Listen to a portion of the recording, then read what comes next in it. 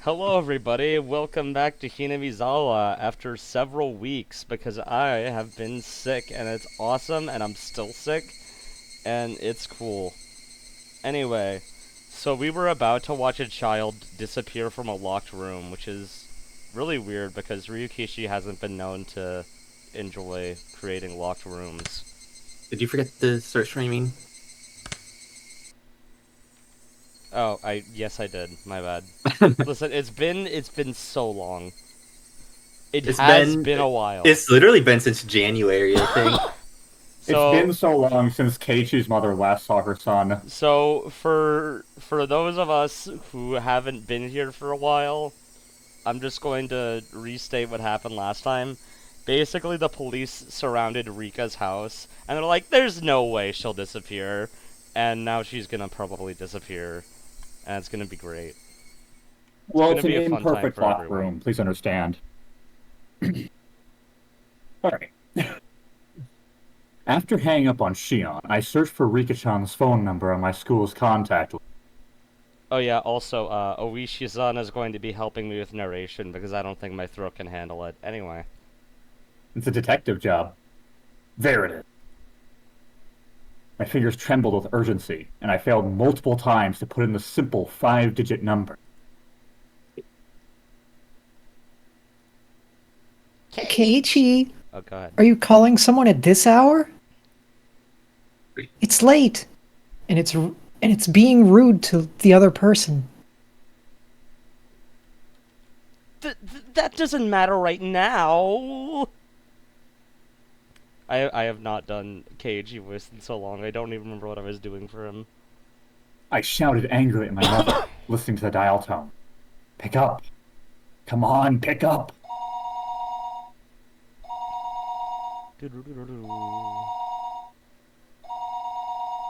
The time was 11 p.m. It certainly wasn't early. It was essentially the middle of the night. Had Rika-chan already gone to bed? Her phone would be ringing constantly, so would she get back up for me? Rika-chan didn't pick up. She didn't pick up. She didn't pick up! Ryukishi likes to. Maybe she just happened to miss it. Maybe her bed was just too far away from the phone. The sound of a phone ringing gets clearer and clearer the longer you go on sleeping. Then, the bathroom? Yeah, she must be taking a bath. Taking a wicked piss. If that was the case, then even if she heard the phone, she wouldn't be able to pick up. It was a little late to be taking a bath, but it was possible she normally took baths right before going to bed. I'll wait 30 minutes, then try calling again. In the middle of the night. 11:30, bro. Just call 11:30. Even as I was thinking that, I called her house over and over again. I kept calling. Over and over, again and again, I kept on calling her, but she didn't pick up even once. Dang, Keiichi's an incel. I think I kept trying for about 30 minutes. Yet, she wasn't picking up. Were my phone calls so persistent that she had gotten scared of picking up the receiver? Surely not. Help! Wait, what was the title of that thread again? Help, my girlfriend won't answer my 500 texts or something. The emails! I hate that I know exactly Oh what yeah, you're wait, talking it was about. help, the girl I like won't respond to my emails, stupid fucking hamster face. Right. I remember now. That's so obscure. You remember that, right, Grumble? We watched that together? No, I was with believe both of so. you. Yeah. that couldn't Yeah, possibly be but- it. Haven't I shown it to you before, Sluggy? Yeah. There was no that's what- point doing this any longer. The best thing to do would be to go there in person. Where was Rika-chan's house, though? Shit. I've never even asked her where she lived. A completely normal question. Her residence was written there on the contact list, but it was an address with mostly numbers, so I couldn't tell where it was just by reading it. Isn't there a map or something in here? Rika Furude. Her last name was Furude. It was a bit of an odd last name, so it might be easy to find. How has he not figured out where Rika lives yet? Thinking that, I rummaged around the drawer with the phone book, but could only find things like takeout menus and phone numbers for public establishments. Shit. I tore one thing after another out of the drawer, but I didn't come up with any clues as to where Rika-chan's house was. Calm down, Keiichi Maibara. If you don't know, then just ask someone who does know.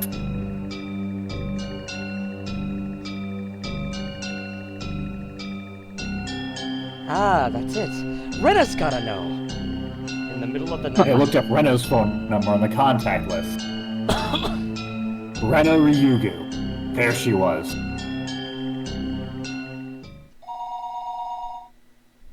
Interesting that that's her name on the contact list, but we know that's not her real name. Hello? Hello, this is Ryuko. It looked like it was the voice of a grumpy-sounding man. It must have been Rena's father. I am calling in the middle of the night. I need to be polite.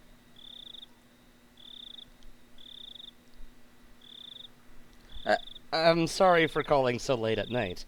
This is Maibara. Is there a chance that Rena-san is around? Rena's taking a bath. Oh, done.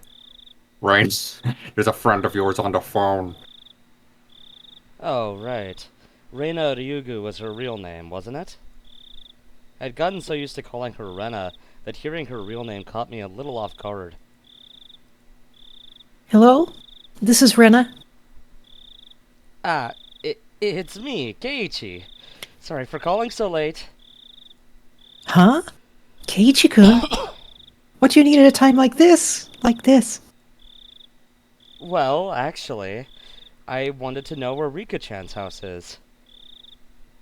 Rena seemed a little appalled that I'd call her for something like that at this hour. However, she spoke her next words seriously, as if she'd caught on to how urgent my need was. Oh, okay, sure. You know the assembly hall on the grounds of the Furude Shrine? There's a 2-story shack used for storage behind it. That's where she lives. I couldn't immediately visualize the place, but as long as I knew she lived in the shrine grounds, I'd just have to take a look around. I'm just so used to autopiloting when there's no quotes. Got it. Let yourself take a break Thanks. this week. Sorry again for calling so late. Apologize to your dad for me too, would you? Okay, but Keiichi-kun, why do you want to know where Rika-chan lives? Rena asked in an unusually sharp way, halting me before I could hang up the phone. I hesitated for a moment about whether or not to tell her. He was killed because I told him.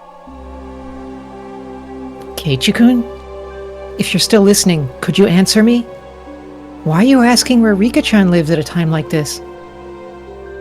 Rena affected her usual tone, but beneath her words lay a certain tension, like she'd intuitively sensed something was going on. What will you do, Keiichi? If it's Rena, can't I tell her? He was killed because he found out. I revealed everything, so he was killed. Keiichi-kun, Rena is being serious. Please answer me. Rena asked me once again in a tone so forceful I couldn't imagine her ever using it normally. I was taken aback by her vigor. Rena was Rika-chan's friend too. She had the right to be concerned about Rika-chan disappearing. If I told Rena, then, even if only for a moment, I could drive away my horrifying fears. Rena, well, I can't exactly tell you why, but... Yes? Rena's tone was seriousness itself. Just from that tone, I could feel her saying, No matter what you say, Keiichi-kun, I'll believe you. That subtle sense of security gave me the courage to... You're cutting out a lot for me, by the way. That might just be my net. You know, he cut out for me too. It's doing that for me as well. Let me run that again. That subtle sense of security gave me the courage to reveal the truth. That was good. I have a feeling that Rika-chan is in danger. You mean like a premonition? Or do you have some reason to believe she's in danger? I really didn't have the time to go back and forth with Rena about this. God damn it. Still, I think listening to her calm voice soothed my pointless impatience. I don't have much reason, but... Yet, I still hesitated. I had told Rika-chan that we had snuck into the ritual storehouse. The mayor, to whom Shion had confessed before that, had already disappeared. So, it was possible that Rika-chan also... I didn't know how to explain it to Rena. While I was tongue-tied, Rena spoke up. Sorry for asking something so weird. I thought about it, and it isn't like you to need to be sure. Like, it isn't like you need to be sure. There we go. Rena laughed a little, seeming a bit absent-minded. I wasn't exactly in the mood to laugh, so this time I was dumbfounded. Rena continued in a cheerful, yet still purposeful voice. You're worried about a friend. You don't need... I don't think you need a reason to go and check on them. Even if Rika-chan was asleep and you ended up waking her up, if that's why you did it, then none of us would get mad. Rena, thank you. Okay then, Keiichi-kun. Just one thing. You called Rika-chan's house, right? Then you just couldn't get through, so that's why you asked me where her house is? Yeah, that's right. I must have called her for over 10 minutes. She could just be sleeping and not have noticed. Rika-chan's house is very small. She would definitely hear the phone ringing, even if she was asleep. Satoko-chan is there too, so there's no way neither of them would notice. Huh? Satoko, you mean she's living with Rika-chan? Dang, you are slow, Keiichi. Yeah. You didn't know? Well, we can talk about that later. Anyway, if you called that much and no one answered, then something's definitely wrong. Ren understood the situation wasn't normal far faster than I could have ever imagined her to. It made her seem dependable. However, the fact that Rena had acknowledged this also meant that the best-case possibility of it all just being the result of my own needless fears went out the window. Defenestration. I'll go to Rika-chan's house right now. Will you come with me? I can show you the way. Sounds good. Let's meet up in the same place as usual. I'll be waiting for you. No, wait! I'll come get you at your house. You just wait there. Tell your family you're coming with me to Rika-chan's house, okay? Will that be okay? We might lose time if you come here. Did you call Mi-chan too? She's really dependable at times like these. If you haven't, then I'll give her a call. Yeah, let's call the murderer. My thoughts froze for a moment. Shion had just told me to be careful around Mion during our phone conversation a little while ago. If the Sonozaki main house was somehow lurking behind the surface of the annual freak deaths, then the current heir to the family, Mion, wouldn't be uninvolved. So, wouldn't that mean she wasn't uninvolved in what happened this year to Kano-san and Tomatake-san? And also the mayor's disappearance?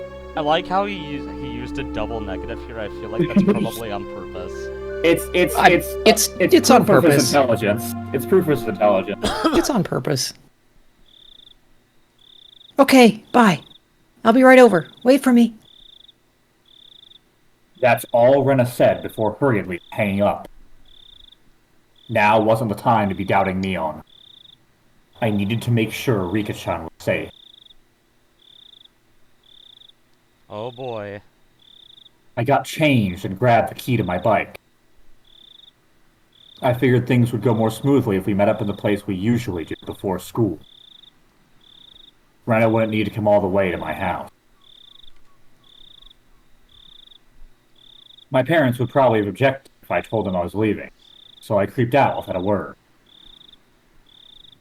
The night was unusually warm and disagreeably humid. Disagreeably humid is what they called me in high school. That's fair. She said that Rika-chan and Satoko lived together, right? Honestly, Soggy, I can believe that one. Soggy was just an evolution from that. Then it wasn't only Rika-chan. Satoko wasn't there either? Slow an uptake of that one. Realizing what them living together really meant caused my thoughts to immediately take a turn for the worse. That can't be. Satoko is... She's got nothing to do with any of this. How do you know? Even if there were a reason for Rika-chan to disappear, there shouldn't be one for Satoko. Keiichi-kun! Rena was... Rena was really fast. She approached me on her bike at an amazing speed. Her breath was ragged, painting a clear picture of just how hurriedly she'd been going. Your breath was ragged from all of those swings of the ritual hoe she had to do. She had to make a little pit stop on the way here. Hey, Rena! Let's get going! Keiichi-kun, I thought I told you to wait at your house. Rena's expression was all business. Was she mad? Came out of the blue and I faltered for a moment.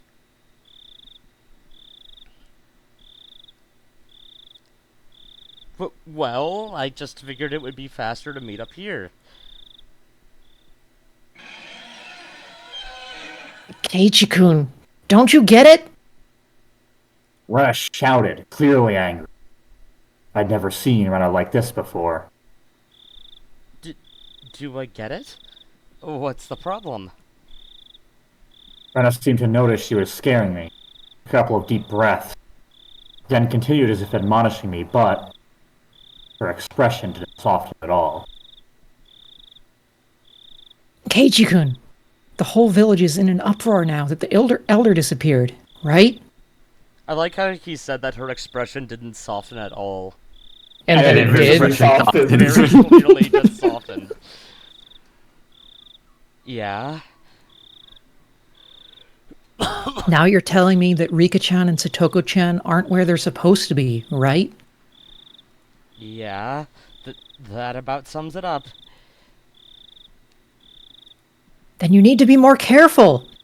Do you have any idea how dangerous it is to be standing out here alone in the middle of the night?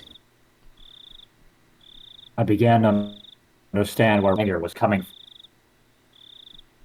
You told your family you'd be going to Rika-chan's house with me, didn't you?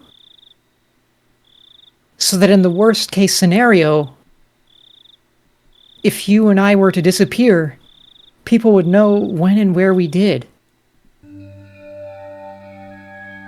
Rena was perfectly level-headed in this emergency situation.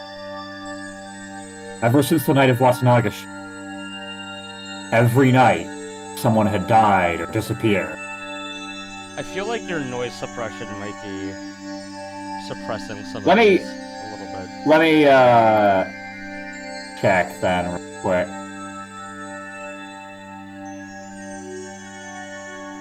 Alright, how's this? Let's see. On the night itself, Takano-san and Toмотake-san met strange ends. On the next night, the Elder vanished. Now, on the next night after that, Rika-chan and Satoko were nowhere to be found. It seems a little better. I hadn't been thinking of anyone but myself, but it wasn't enough to say that Hinamizawa was a little weird at the moment. It was, in fact, extremely strange. Rena had even anticipated our own disappearances and had told me to tell my family where I was going. I was embarrassed at my own carelessness, and the need to be embarrassed made me afraid of the night. Sorry, I didn't tell them yet. Okay. Then let's go tell them together. With Rena beside me, I wheeled back towards my house. Keiichi, you fucking idiot. The moon seemed strangely high in the sky. A sky that was uselessly vast and cold, so that no matter what, it would never seem to me like a dream. This cruel fact had already confronted me. Big moon. On such a crazy night, Rena had been unimaginably dependable. Hinamizawa's metamorphosis, enough to make Rena caution me against carelessness, was, to me, the most fearsome thing of all. The moon seemed strangely high in the sky. We met up with Mion on the way, and she, of course, was unsure whether to believe me about Rika-chan and Satoko's disappearance. Kei-chan, are you serious? I'm going to get really mad if this is a joke. Mion was clearly displeased. If this were a joke, it wasn't very funny. I understood how indiscreet my words were. Ever since the day before yesterday, someone had either died or vanished every night. Rika-chan and Satoko disappearing after all that was something you couldn't say, even in jest. Mi-chan, if it really is a joke, don't get mad. Smile. It would be a joke after all. We don't need to... We need to make... We need to go make sure whether it's a joke or not. You're right. Sorry for getting upset. However indiscreet a joke it may have been, if we learned that our friends were safe, it would end up as nothing more than a funny story. Having been warned about that by Rena, Mion gave a dry smile, the tension she felt loosening a bit. She mounted her bicycle as well. Our 3 bicycles' lights flashed down the pitch-black roads. They were some of the only illumination outside. Kei-chan, why did you suddenly decide to call and ask about Rika-chan's house at a time like this? Mion asked me the same thing that I had trouble explaining to Rena. Would it be weird to call it a premonition? I couldn't quite tell because it was dark, but I thought I could see Mion smiling very ambiguously. I definitely understood that she wasn't convinced, though, despite the darkness. Well, I had this bad dream while I was snoozing, and I couldn't get it out of my head. So, did Rika-chan get kidnapped in the dream? Well, It was more of a vague feeling, sort of thing. If Rika-chan had answered the phone, I would have called you and Rena after that. Lies smoothly babbled out of my mouth, makeshift though they were. I was lying, because I thought telling them I was connected to Shion would be like silently admitting we'd stolen into the ritual storehouse together then. Mion didn't press me any further. I don't know whether that convinced her. Or maybe she figured that making sure Rika-chan and Satoko were safe would be faster than making an issue out of it. I felt relieved, and immediately a little guilty. Mion hadn't really been acting any differently these last few days, but I'm still trying to distance myself from her for some reason. It was only because of what I heard from Shion and Oishi-san, that she was the successor to some kind of super extravagant gang family. No. Was I just trying to force myself to forget?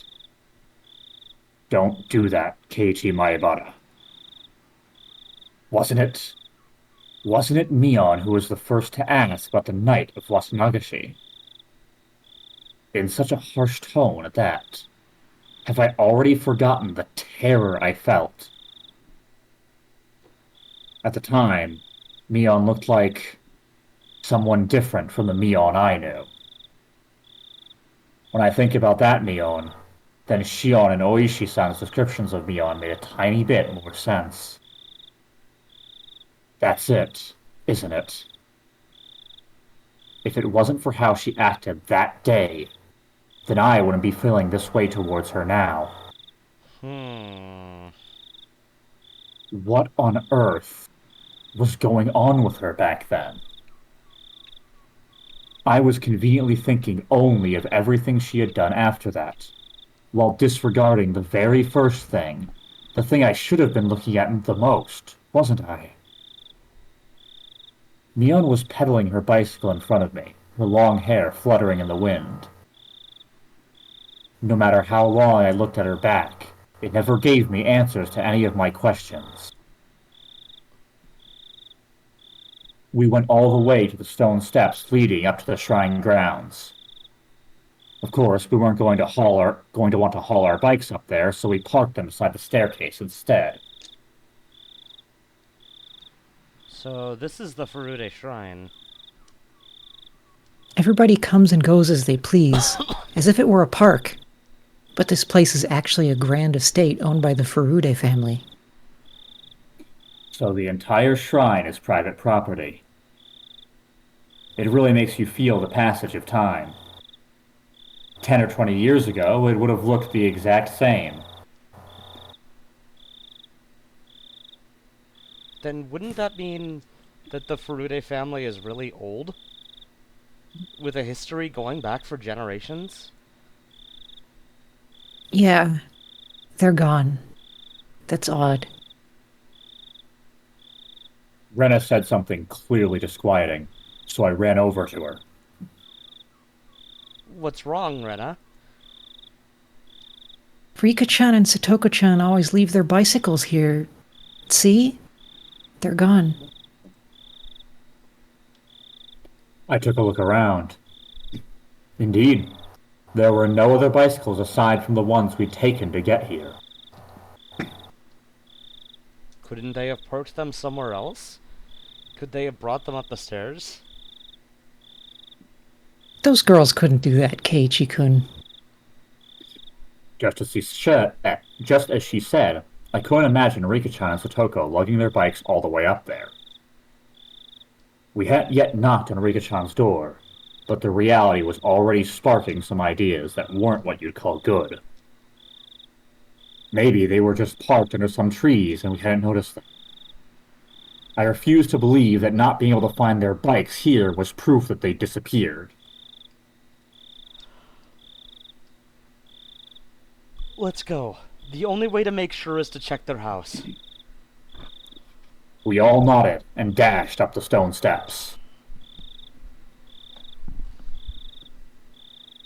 We passed through the red arch and came out onto the shrine grounds, which was covered in neat gravel. It was so quiet here, as though the Watanagashi festival had never happened. So, where's the house they live in? Over here. Come with me. Rena took the lead and sprinted off. We went towards the assembly hall behind the shrine, then looped around behind it. In the darkness of the night, we found a small, prefab two-story shack that looked like a warehouse. The lights are off. Are they sleeping? Let's knock.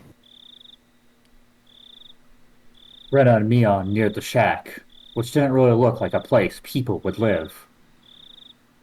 They had such a beautiful shrine, so I'd figured they'd live in an equally beautiful house. It was far from what I had expected. Rika-chan! Satoko-chan! Are you there? Rena shouted up towards the second floor. Her voice was restrained at first, but it steadily grew louder. No answer. In fact, there wasn't any sort of activity in the house at all. They might be sleeping. Let's wake them up.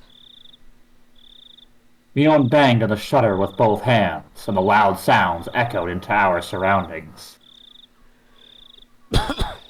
They would have to notice this much noise. They would turn on the light in their room, fling open the windows, and yell, "What time do you think it is?"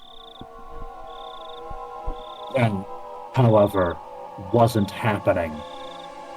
There was absolutely no response. Wait, is this an Undertale reference? Mion stopped slamming her fist on the shutter, and a sudden silence fell over us. The silence aroused terrible thoughts in us. I could feel the blood draining from my face. It's locked. I wonder if we can get into somehow. Rena showed no That was- signs of stopping. That was a typo, I think. Slight mistaken word choice. Yeah. It didn't look like she would admit they weren't there until we went inside and saw for ourselves. That refusal to give in gave me strength. The second story windows wouldn't be locked. I'll give them a try. Kei-chan, a ladder. Mion brought over a ladder that was standing against the house. You can see it in the CG. The footing was a little unstable for me to be climbing it, but Mion held the ladder firmly in place for me. Yeah, I'm actually a little curious. What does the original look like?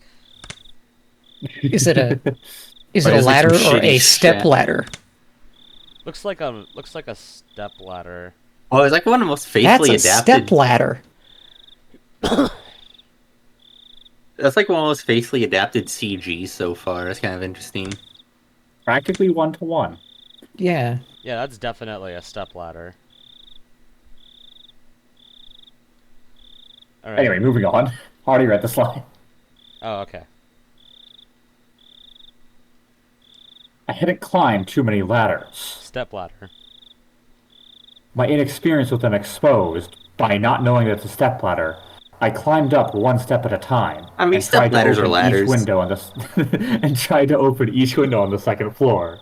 Okay, Soggy, I'm gonna give you some context since you don't know what is the reference. There's a running gag in Ace Attorney where characters have arguments about whether it's a step ladder or just a ladder. I see. Almost Christmas means it wasn't Christmas. That was only See- in the first one. See, I think like all step ladders are ladders, but not all ladders are step ladders. And see, the thing is, some Ace Attorney characters would agree with you, but I think you're wrong and stupid, and you should go to hell before you die. The stepladder alignment chart. I think Maya is The important thing is that Nick is always wrong.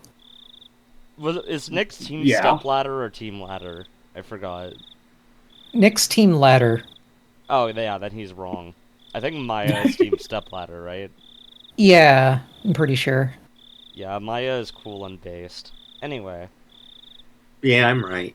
She's based because of how often she gets accused of murder. she does. Michan, I'm going to go check the main house just to be sure, okay? I'll be right back.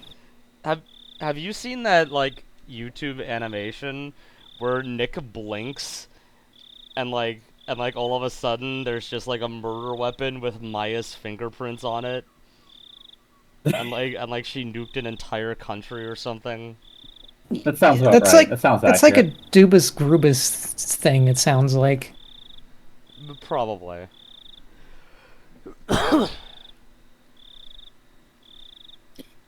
Rena darted away.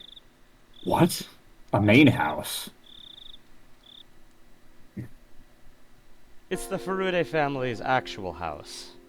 After her parents passed away, I think it's been left like that.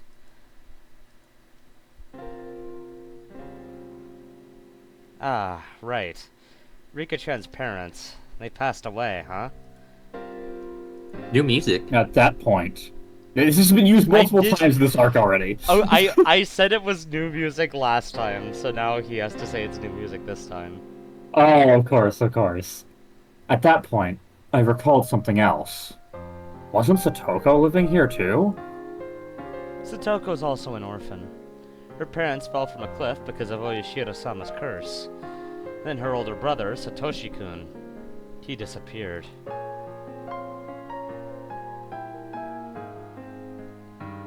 Satoshi.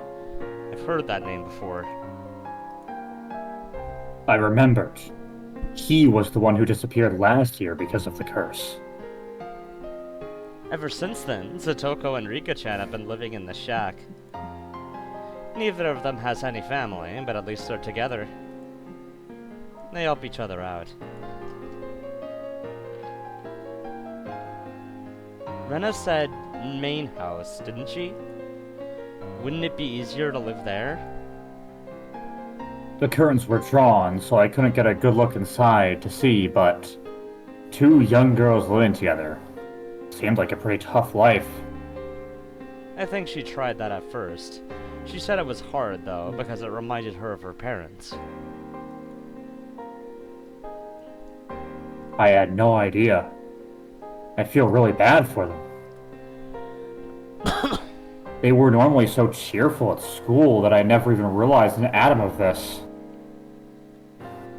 Rika-chan and Satoko-chan, they have it hard, huh? She's cursed. Huh? Suddenly, Neon said something in such a low voice that sounded like she was really cursing someone, and I didn't let it slide. Oh. I turned around on the ladder to face her and asked again. Mion, what did you just say? Are there gonna be eyes here? There's gonna be eyes. Hold on, I wanna see. Again, just real quick. Is she in shadow here? Oh yeah, she's still in shadow. Oh boy. I said she's cursed. Neon, still holding on to the ladder, brought her head up to look me in the eyes.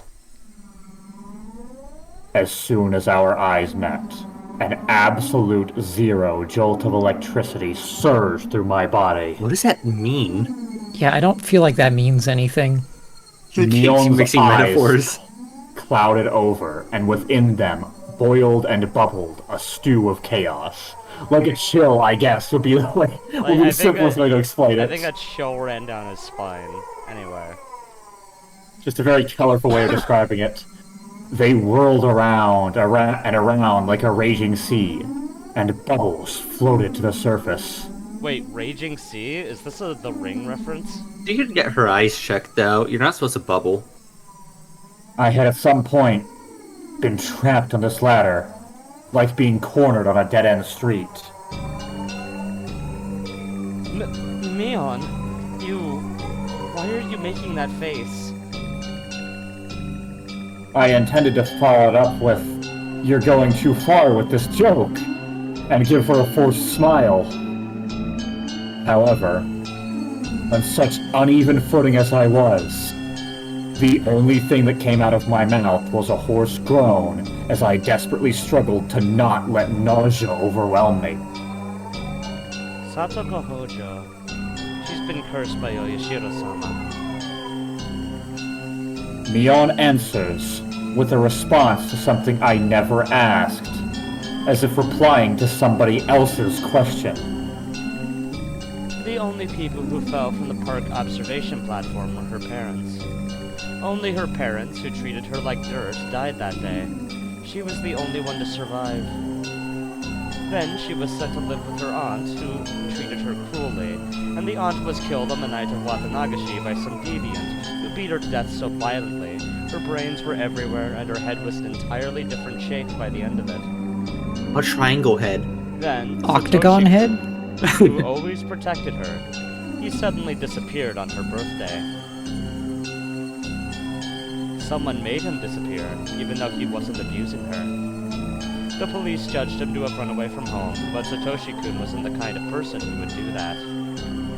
He was always earnest. He would never ask for anyone else's help. He would always drag himself through everything with hard work alone. He worked so hard, he nearly ground his bones into dust, all for his one and only little sister, and yet someone made him disappear. She was the only thing he lived for, and yet someone made him disappear. Poor, poor Satoshi-kun. He was never rewarded, that Satoshi-kun. How ungrateful that child is. She is cursed. All who get near her suffer the same fate. The curse kills them, or the curse makes them disappear. She cannot have any relief. She cannot have any relief. It's probably Satoko's fault that Rika-chan disappeared too. It has to be, it has to be, it has to be, it has to be, it has to be, it has to be, it has to, it has to, it has to, it has to. Mion was mumbling words over and over that were no longer coherent.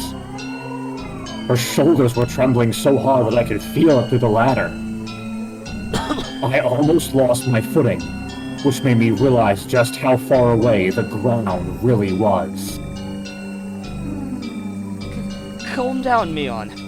I don't know what you're talking about. I wasn't sure if she even heard me. Mion rocked back and forth, and that rocking and trembling was becoming even more violent. Help me. The ladder.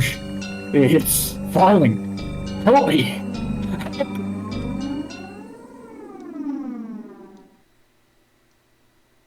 Just then, I heard the sound of many people running towards us. Oh, hey! Over here. I very nearly said, "Help me," outright. 4 or 5 adults, led by Rena, ran over here with flashlights. Hold on, I just want to go back to a line really quick because I found it interesting. Yeah? Where is it? Absolute zero jolt of electricity. Not the absolute zero jolt of electricity. No. That's like the name of like a Gatorade yes. flavor. Which one? Mion Absolute answers zero with a electricity. response to No, something no, I no, never no. asked. As if replying to somebody else's question. Oh, true, as if. Yeah. Right. The As words if. as if, again, doing some very heavy lifting this chapter.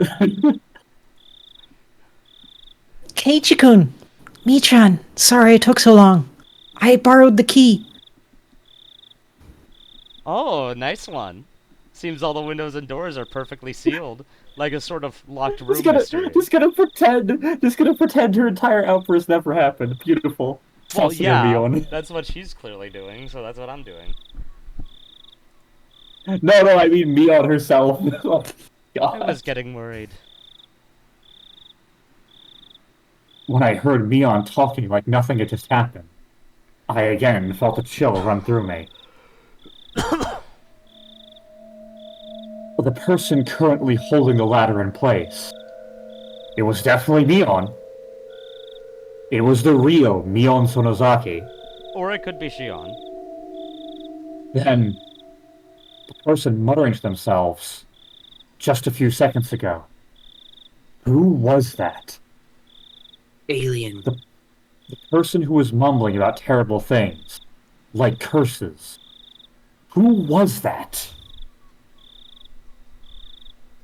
I jumped down from the ladder as if running away, before Mion turned into that person who wasn't Mion a second time. The adults tried a few different keys on a key ring as they tried to open the big shutter on the first floor.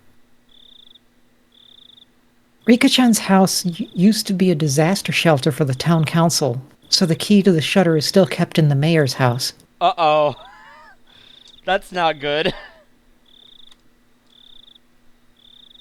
It's Rika-chan and Satoko's private residence now, though. Wait, what's not good?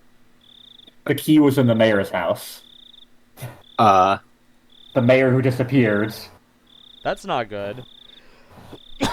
It's Rika-chan and Satoko's private residence now, though. Well, this is on Rika-chan's property anyway. Interesting that she didn't say Satoko-chan here. I mean, it's more Rena who's been saying Satoko-chan, but Didn't she say it recently? Oh no, you're right. Huh. She doesn't use an honorific for Satoko, huh? That's... Keiichi I'm has gonna an have to honor, look to be out for that fair. more. I'm gonna have to look out for that more because that might be a way to tell the sisters apart, possibly. Anyway. It's Rika-chan and Satoko's private residence now, though. Well, this is on Rika-chan's property anyway. Nobody complains about it. Mion gave me a smile as she said that.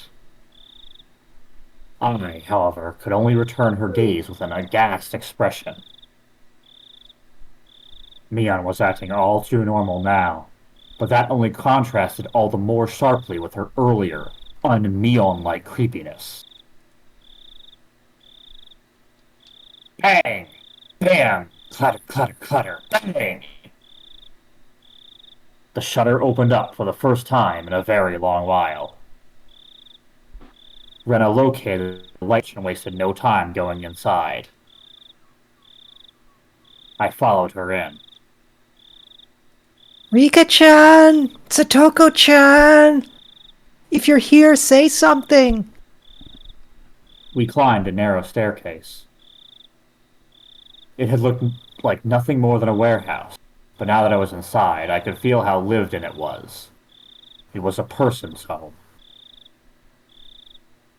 Somehow, the scent of the two of them filled this place. How does he know what that smells like? Weird thing to say about kids, too. Yeah, this It's is not the definitely worst where thing he Rika-chan said about kids Satoko this is. chapter. That's not the worst thing. I mean, you're not wrong, but also... I feel like we need to get our priorities It's straight here. That doesn't Not- make it better.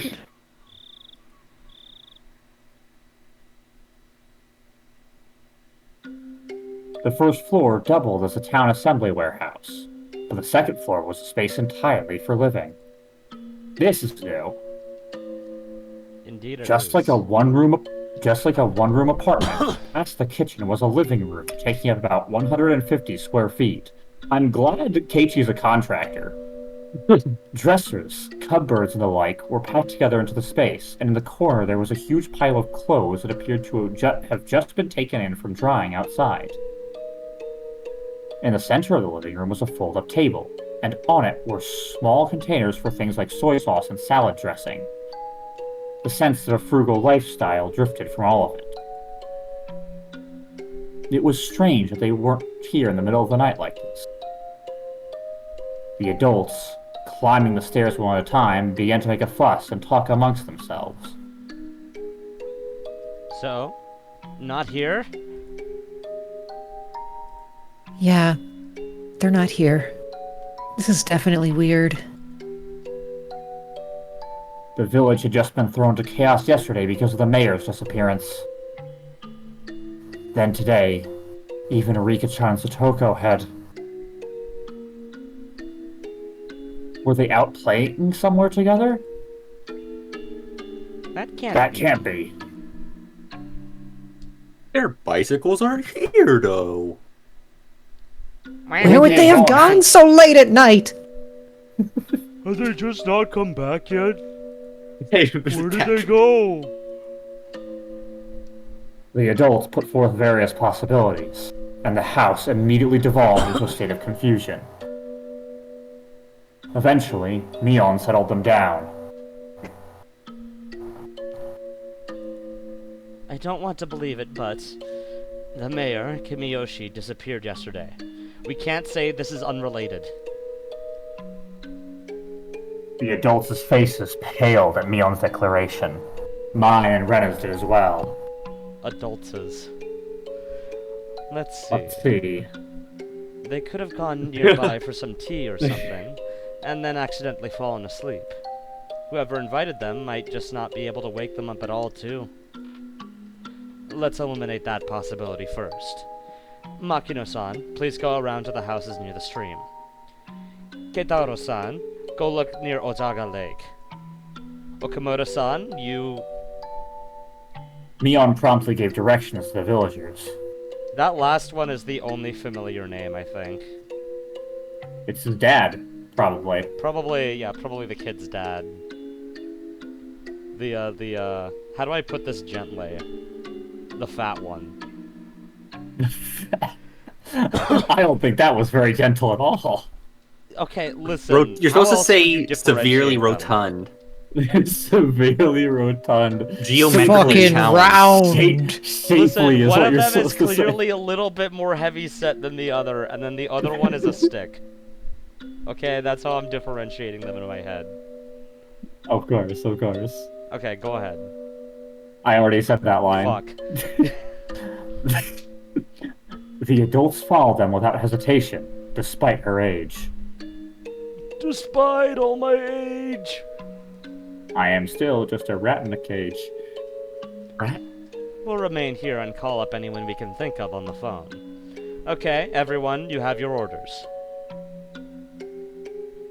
Got it. The The adults adults all roared in reply and pounded back down the stairs below. We all really roared that line. Yeah, we roared. Yeah, you really roared. It's sometimes kind of frustrating when like you have to realign and then afterwards you see how you're supposed to deliver it.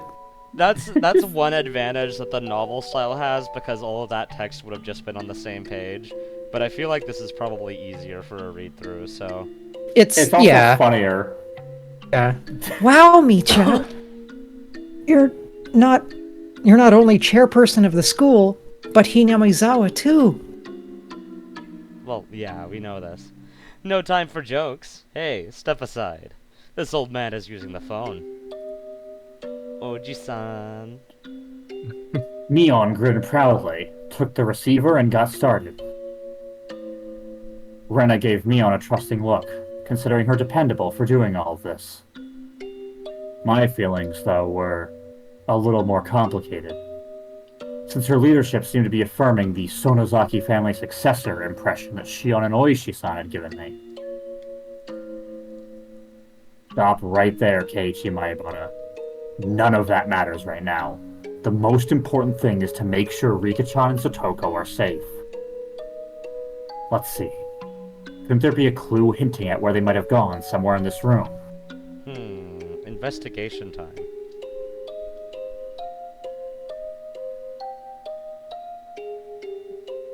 Still, though, I wouldn't know what to look for anyway. Sorry, I thought Wallcroft was here. I'm still getting used to this. Yeah. Also, dang, Keiichi has no detective's authority. What a shame. If we tore the whole place apart and figured out what was different from before, we might be able to speculate, but... There was nothing strange about this room, and there were no clues in sight. His ass is not Keiichi, the detective. he is not a detective. He doesn't even realize that there being nothing strange about the room is a clue in itself. I bet he thought that was Yeah, just a ladder. that means that there was no struggle, so they probably left Yeah. of their own accord. Dumbass.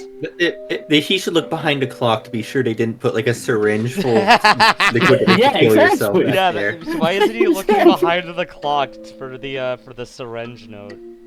Dumbass. In Like the he should first notice. place. He read the previous chapter. In the first place, I had never been here before. There was no way for me to know what was different if I didn't know how the room usually looked. Hey, don't give up, Keiichi Maebara. Stop thinking and start looking. For something. In search of something, I tried pulling open the dresser drawers and opened the windows. I didn't uncover anything meaningful, though. Rena, also unable to stand around doing nothing, was looking around the room like I was. Hold on, I just want to see the OG background. Yeah. Look. Oh, that is quite different. Wow. It's very plain. Just a shutter. There's just no kitchen. Dang. Rena. I don't think you'll find Rika-chan by opening the refrigerator or the cabinet underneath the sink. Actually, I think that's probably smart, because I had a thought that I was about to say, which was, it's kind of hard to tell since we can't see into the sink, but it kind of looks like nobody's cooked here recently, which is interesting. Was that not like a kettle on like a boiler or something Yeah, there? but look at the little plug. That's probably just like a permanent fixture there. So that doesn't really indicate that it's been used or not. Anyway. Theory. Wait, there's like an electric ket or a hot plate. It's just Yeah. a hot plate. Anyway. Rena. Bob, I already read that. I just thought they might be hiding. Oh, She wants to take As a we were searching, it got noisy outside. Villagers were quickly assembling here, having heard the commotion. Of course, a lot of them were probably people Mion had called. I'll go tell everyone what's going on. The police will be here sooner or later, too. We'll need to explain the situation to Oishi. Mion began descending the stairs, and we followed her out to the front of the house.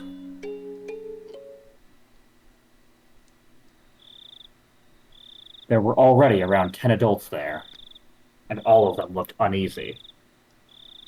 I suddenly noticed that the old people from the shrine were here as well, and they were praying for Rika-chan's safety, rubbing their prayer beads. This had gotten bad. This wasn't just a problem between friends anymore. Mion-chan! Go ahead. Man-chan, is it true that Rika-chan and Satoko-chan aren't anywhere to be found? SpongeBob? The villagers all formed a ring around Mion, swarming her. Mion raised her right hand, as if silently telling them to calm down. First, let's check every house according to the town council's notification division and see if they're visiting anyone. After all, they could be fast asleep at someone's house and totally unaware that we're looking for them.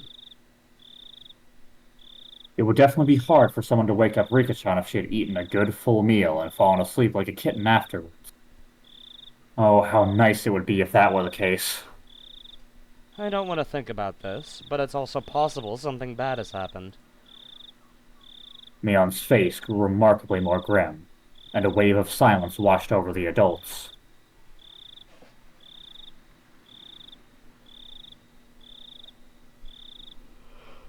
We should divide up the work. God damn it. We should divide the work too. We'll go around to all the places we went last night while looking for the mayor. We'll go look around the damn construction site as best we can. You guys go search around the school. right. Let's get a move on. Come on, let's go. All of you are up all night looking for the mayor. I know you're all low on sleep, but please do your best. Got it!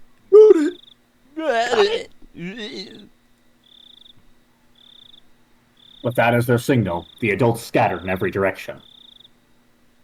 I figured I should scatter somewhere as well, so I started walking unsteadily in a direction no one else had gone in. And then Milan was like, hey, let me be creepy to you some more. I was getting farther and farther from people. I didn't feel scared or anything, though. If someone were made to disappear, Shion and I should be first. It would have been perfectly normal for me to be scared of the dark. However, I didn't feel that way. Why was that? It was because tonight, someone had already disappeared. So, nobody else would disappear tonight. Well, don't jinx it. It would take some time before I, exhausted as I was, would feel guilt at the cause of my own selfish sense of relief. And take a shit.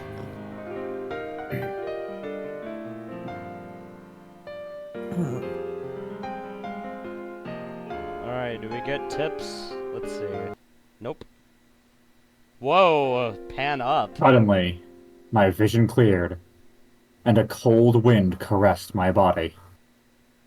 It was the hill from which you could see the whole village. Looking down from this hill, I could see lights on here and there, and knew that the entire village had awoken from its slumber. First Takano-san and Toмотake-san, then the mayor, and now even Rika-chan and Satoko had been sacrificed. and word of it was spreading everywhere. The strength in my knees left me. This could no longer be a joke. We could have found them. Neon would have told me I was a worrywart. Rena would just be glad we did. And they would have smiled at me. My hopes disappeared as if I were awakening from a dream.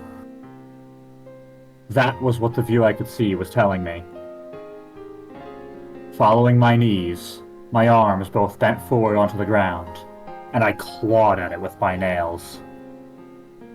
I couldn't figure out if I was feeling sorrow or frustration.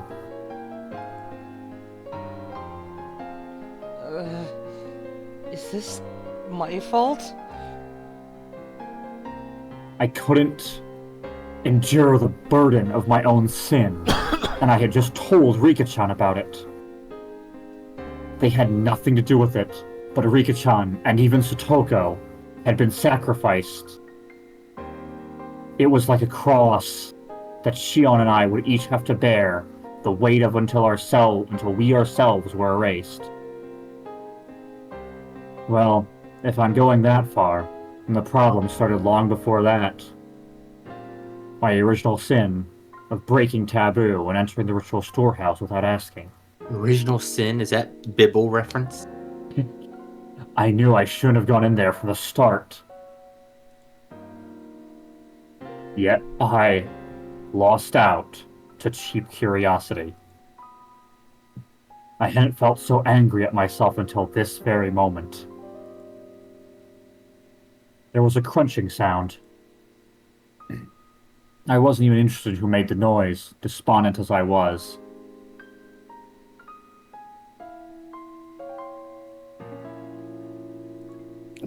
Keiichi-kun! Keiichi-kun! Are you okay? It was Rena. Perhaps my clawing at the ground made it look as though I was having stomach pains. He ran over and rubbed my back to make me feel better.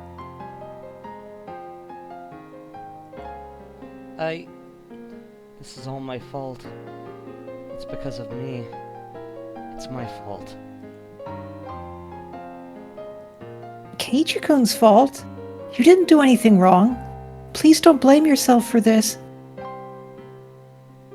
I could tell Rena was doing her best to choose the right words out of consideration for me.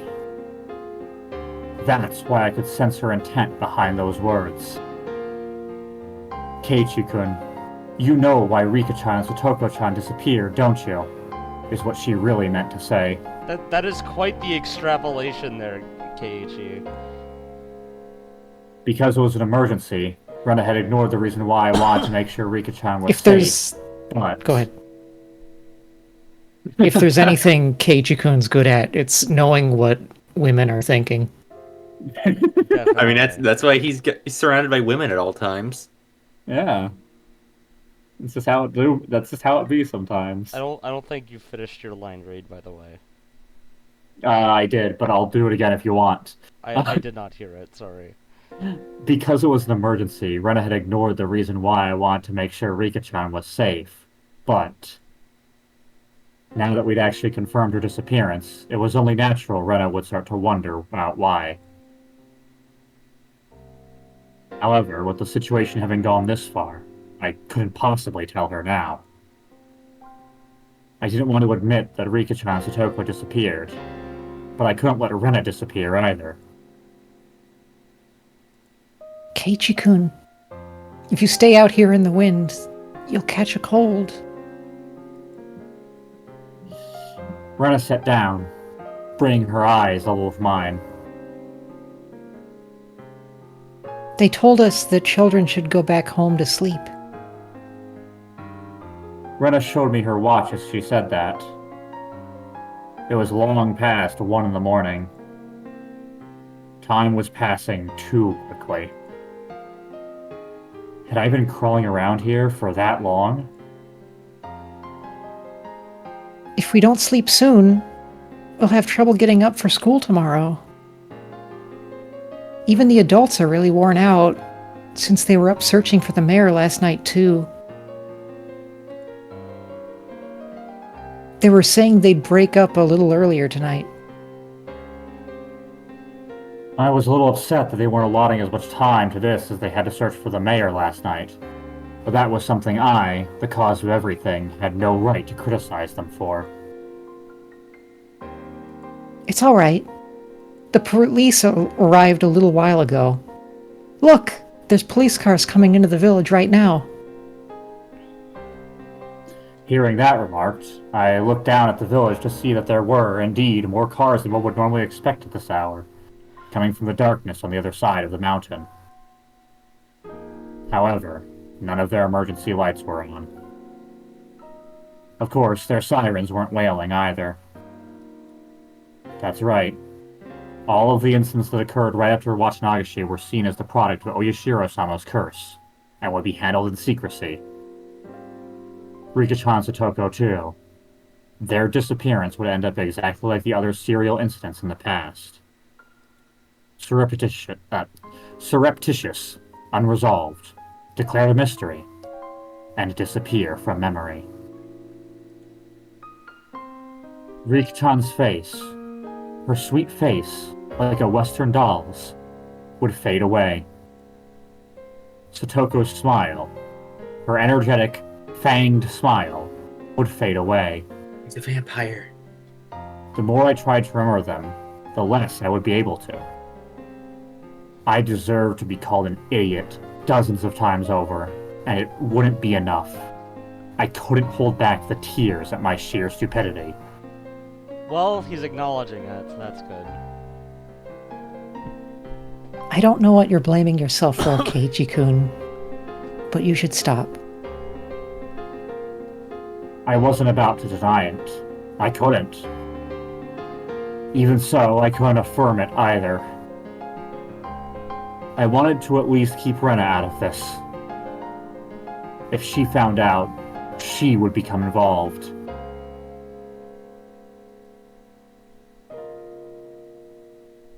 Please, Rena, could you just leave me alone?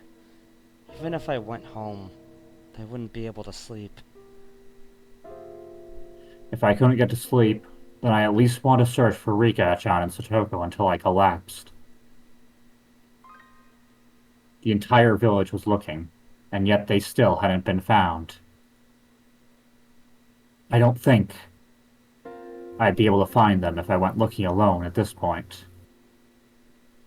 Still, I had to do it.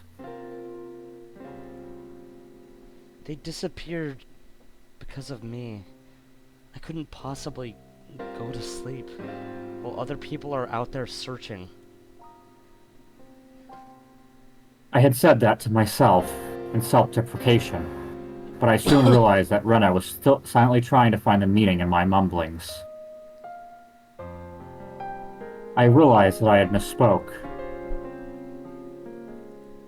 It's Keiichi-kun's fault?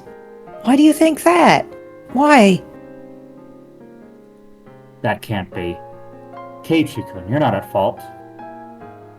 I was happy that Rena said these things to me, but she only did so because she didn't know the truth. If she knew that everything had been caused by my breaking taboo on the night of Watanagashi, then even Rena would curse my existence. However, I can't even allow for those curses. That would mean confessing my own crimes to Rena. If I spilled even one word of having snuck onto the ritual storehouse that night of Watanagashi, then even Rena could disappear tomorrow night. The gentle, spirited, always joking, always howling, but at a time like this, the most dependable person in the world, Rena might disappear. I don't want that. Anything but that. This time, I need to bear my own cross alone. Keiichi-kun, I know that you always have your friends in your heart. I can really understand feeling like you want to kick yourself.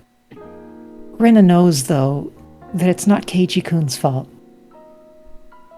You didn't do anything wrong, Keiichi-kun, and I know that. You know that? The shivering in my veins rushed up my back and replaced the sorrow in my heart with fear. I didn't tell her anything, did I?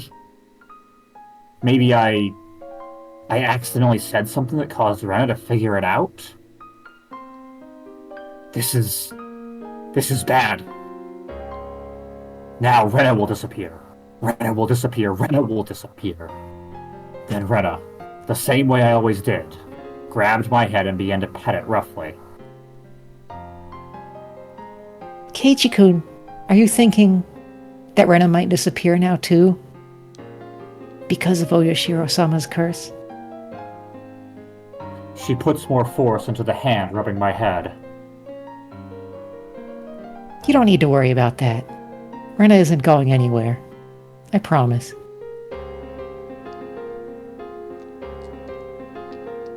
Why? How can you say that with such confidence? I mean, someone's been sacrificed every night so far.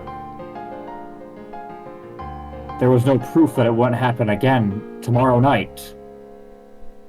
There was even less proof, after all, that the sacrifice wouldn't be Rena. I don't care who you are. Just, please, if you're going to erase someone, erase me first. Please stop cruelly getting rid of people we're close to, like the mayor for Shion, and Rika-chan and Satoko for me. Shion's hysterical shouting came back to mind. They must be planning to kill us last of all. They're not killing the first people who come to mind. They start by killing those we're close to. And then after they've caused us so much pain, they'll kill us. That must be what they've been doing.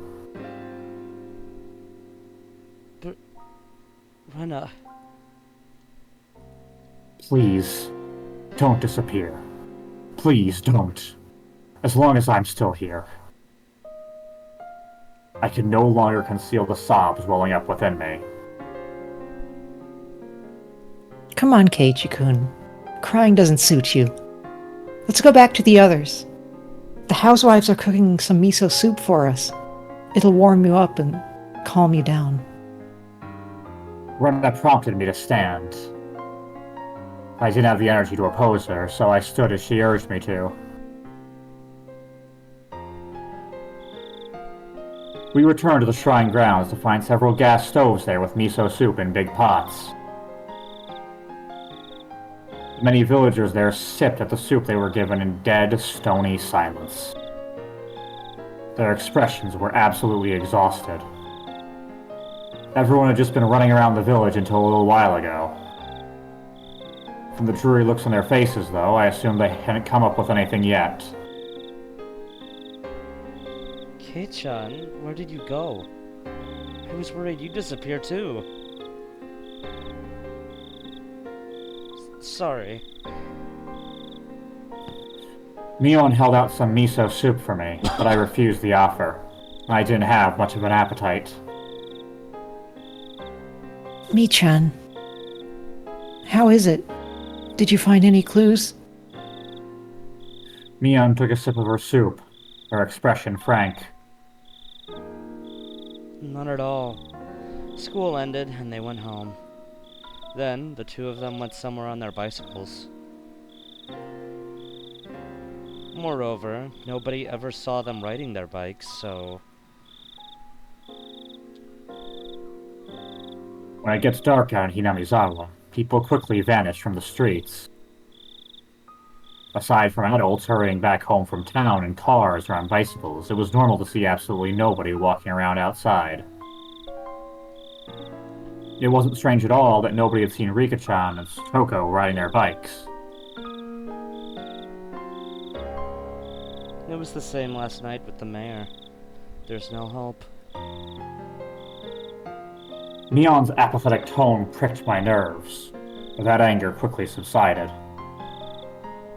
She had been doing all sorts of things to try and find Rika-chan until just a second ago. If I asked her, she'd probably say she was up all night last night too, looking for the mayor, wouldn't she? She must have been far more fatigued than I was. Besides, what about me? I had spent the time hunched over in indecision, all alone. I had no right to say anything about Neon. Kei-chan, I know it's hard, but let's turn in for the night. We just decided we should break up the search for now. Drink this and let's call it quits.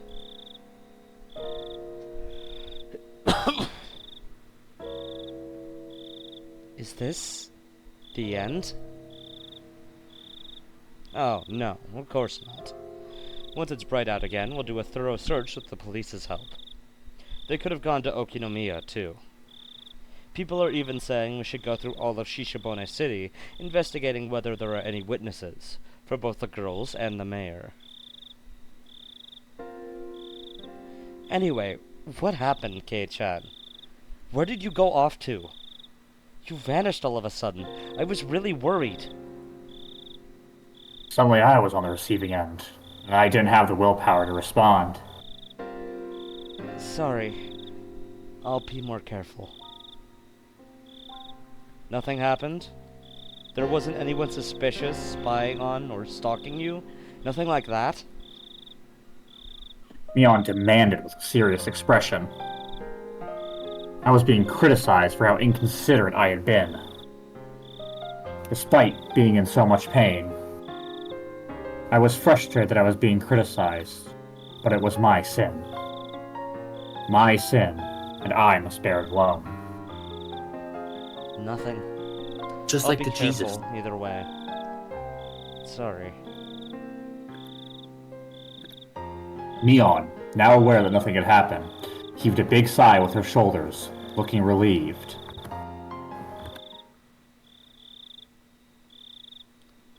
Oh, my.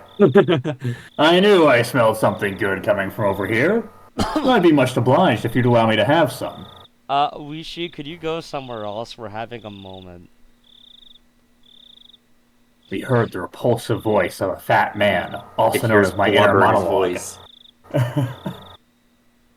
It was Oishi-san, trailed by a handful of police officers. He was acting energetically, in a way unfitting given the situation. There's not much left, but you can have some if you want. Neon didn't like Oishi-san very much. Her cold attitude, though, didn't seem to bother Oishi-san the slightest. It was like splashing water in a frog's face. Well, now, miso soup leftovers have a bit too much salt for my taste. Confound it. Would you all like any? He recommended it to his subordinates, but everyone gave dry smiles and refused. So have the police gotten hold of any clues? Rena's smile was warm enough to replace the miso soup. Don't you worry, little missy. Everything's fine. We're searching for them real good.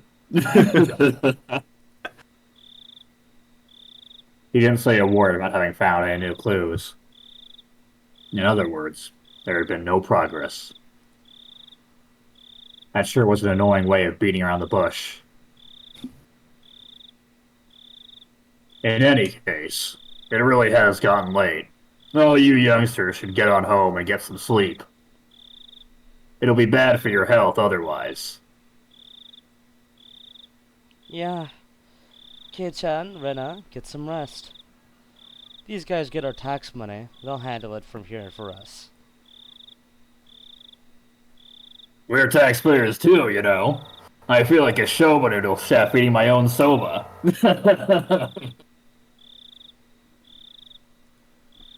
I really wasn't in the mood for laughter. In fact, Oishi-san was the only one laughing like an idiot. Dang, really just tearing into yourself. Yeah. I, on the other hand, was Okay. laughing like a genius. Seriously, please do your best. Let's go home, Keiichi-kun. It'll be harder to wake up tomorrow if we don't.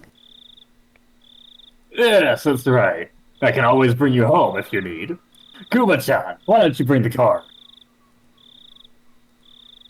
No thanks. We came on our bicycles, so...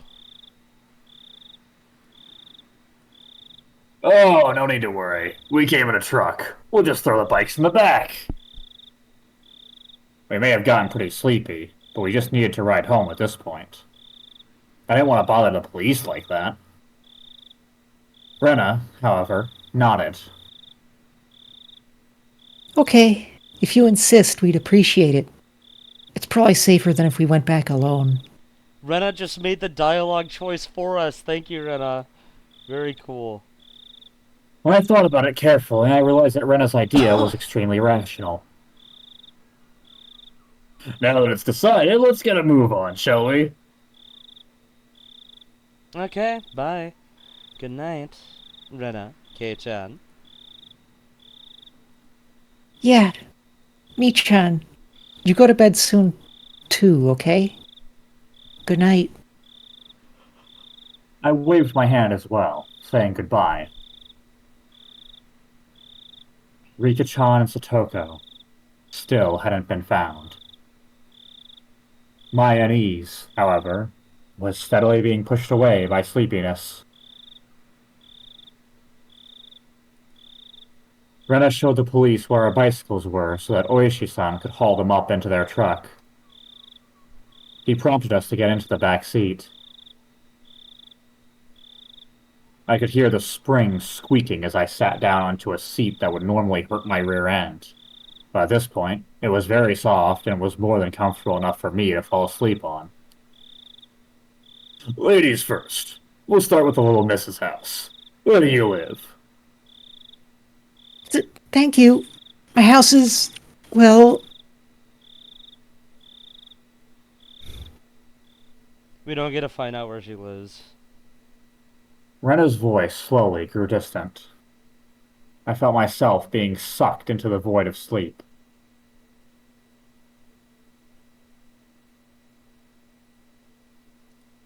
Hello, my Butter-san. Are you asleep back there?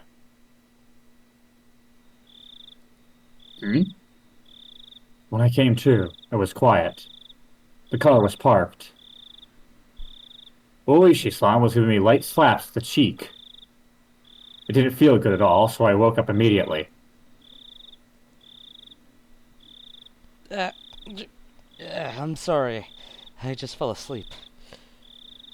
Something was being held right under my nose. A clump of metal? It was a can of coffee. It's lukewarm by now, but a cafe au lait is good even at room temperature. Oh, thanks. I mechanically took the can and opened the pull top. The feeling of the warm, sweet liquid going down my throat awakened my sleepy mind. When my drowsiness receded, I started wanting to know why the car was stopped, and why I was ordered coffee. Oishi-san, who had been in the driver's seat, had, at some point, moved to the back. Uh-oh. Suddenly, I had a very bad feeling about this. You and everybody else, Keiichi. Yeah. It reminded me of the No, question sir, I don't like yesterday it. at the library. It was already too late by the time I realized I had made a mistake. Oh, it's over for you, Keiichi. Day, of all days, it didn't look like I would be getting away. I had a feeling that until Oishi-san heard what he wanted to, he wouldn't be letting me go. Please don't get all formal. I'm not going to eat you or anything. My Ibata-san. Oishi-san gulped down the last of his coffee, then stretched wide, showing me how relaxed he was. That, however, only served to heighten my nervousness. What do you need from me? Need? Oh, no, nothing really. You're going to evade the question at this point? What a deeply unreadable man. Well, I don't need you for anything. I just thought that you might need something from me, my son. I don't need anything. Oh, I see. Really? Are you sure there's nothing? There was only one side door in the backseat of this truck. In other words, my only exit was blocked off by Oishi-san. I couldn't get away. I could only limply hang my head and maintain my silence. Oishi-san, despite my reticence, relaxed and began smoking a cigarette. The cries of the insects outside seemed to be growing longer and longer, to an amount of time that almost seemed infinite. I'm Higurashi, when sure they're that's crying. not a metaphor of some kind. About time loops. Definitely Higurashi not. Infinite. Yeah, I was sure that you had something you wanted to talk to me about. Could have sworn something like that happened in the last Kalpa. Oishi-san exhaled a puff of smoke. The windows were open, but the tobacco smoke still accumulated inside the vehicle. How much did Oishi-san know? What did he know, and what did he want to hear from me? If finding out the truth made you disappear, then if I told him, would Oishi-san disappear too? I find that unlikely. I had a feeling that I didn't need to worry about that in his case. I wonder how all this ended up happening. Oishi-san addressed me in a low tone, as if he was talking to himself. How all this ended up happening? How the hell should I know? That was what I wanted to know. You know Jiro Tomitake-san and Mio Takano-san, right? I know you do, because I personally witnessed you with them during the festival, along with Shion Sonozaki-san. Do you know how Tomitake-san and Takano-san are doing now? They've actually, well, passed away. They met very untimely deaths. Oishi-san probably played that card in order to surprise me. However, I already knew, and didn't display the extreme reaction he expected. What's this? You already know. Unfortunately, for this question in particular, remaining silent was equivalent to saying yes. Oh, so then did you also know? The reason Tomitake-san and Takano-san were cursed like that. People are saying that apparently, they went into some forbidden building. The storehouse for ritual implements. That forbidden shed, sealing away Hinamizawa's blood-stained past. Where the mistake that started it all happened. Do you know about the rumors? They say the mayor and Rika Furude-san were cursed because of that, too? That would mean it was mine and Shion's fault. He was right. As soon as we revealed what we did... What do they call it? A ritual storehouse? They're saying it was bad luck. The lock to it had been replaced by a simpler one, which made it easier for thieves to get inside. What? This was news to me. He did not read the tips. Wasn't that mentioned at some point earlier? In the tips, yes. Keiichi did not okay. read the tips. Apparently. Until last year, it apparently had these big bars and a huge padlock on it.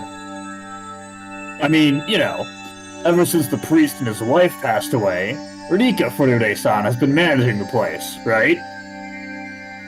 Apparently, she talked to the mayor saying she wanted them replaced with a lighter, more simple padlock because the bars were too heavy for her. I didn't know anything about those big bars he was talking about, but the lock had certainly been a simple one. It was a pretty cheap one, too. And it didn't really fit my impression of what a lock for a place to store something as important as ritual implements would look like. Rika-san is a small girl, after all. The bars were heavy with rust, and they must have caused her a lot of trouble. So, the mayor hired a craftsman and replaced the lock with a simple padlock so she could open it with a key. So, how does that mean it was bad luck? Here's what I'm saying. Thieves couldn't get in with the old tight lock. The mayor and Rika-san replaced it with a cheap lock and key on their own. So, thieves broke into it. Apparently, that's how it's going down. That explanation's a bit... Letting that slide, certain members of the village delivered punishment upon the thieves who stole into the ritual storehouse, as well as the mayor and Rika-san who changed the lock. At least, those are the whispers that seem to be going around. Maebara-san, what do you think? What do I think? I don't really know what you mean by certain members of the village. Are you familiar with the three families? Representatives of each of them gave short addresses at the Watanagashi Festival's opening ceremony.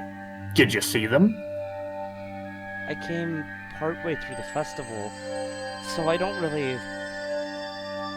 The three families are the three oldest families in Hinamizawa. To give actual names, the Kimiyoshi family, the Sonozaki family, and the Furude family. They each have quite the lineage, it seems. Long ago, it said that everything in the village was decided by a council of the three families. The Kimiyoshi family. Old man Kimiyoshi, meaning the mayor's family. The Sonozaki family was Mion's. So the Furude family was Rika-chan's family, then? After the war, the Sonozaki family quickly expanded their influence. Practically speaking, after leading the fight against the construction during the dam conflict, they jumped to the top of the hierarchy in Hinamizawa. You see, though, in accordance with the old ways, they still decide important village matters only after consulting with the three families.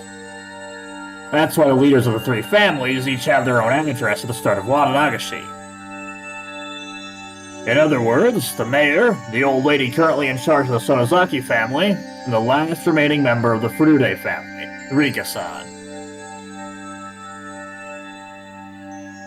I heard that the Sonozaki family was pretty high up there. So, Rika-chan's family was just as old? Well, as you're aware, she has no relatives at all. In reality, the Furude family holds pretty much no influence. However, it seems like people gravitate towards Rika-san on a personal level, and I hear that many of the village's elderly have blind faith in her. It was certainly true that Rika-chan had an odd sort of charisma amongst the elderly. So, what are you telling me about all this three family stuff for? Oishi-san paused for emphasis, lighting another cigarette. I've explained a lot, but I suppose it's still not enough. I'm asking because I don't understand. Oishi gave me a dry, meaningful grin and blew out another big puff of smoke. Members of the three families are disappearing one after the other. That's what I'm talking about. I've read that it's based on some kind of old traditions inherent in Hinamizawa, but I don't know much beyond that. I don't know anything about it either. That's why I'm asking. The leaders of the Kimiyoshi and Furude families have disappeared, so maybe the leader of the Sonozaki family will disappear next. Well, that's just a random idea bouncing around in my head at the moment. Just kidding. Really. No, you're not, you fucking fat ass. The leader of the Sonozaki family? Who is it? The current leader is the old lady at their main house. But it wouldn't be incorrect to say that practically all the rights of leadership have been transferred to her granddaughter, Mion-san. The visage of Mion giving prompt directions to the adults while searching for Rika-chan sprung back to mind. Mion? She's gonna disappear? I hadn't even thought of that possibility.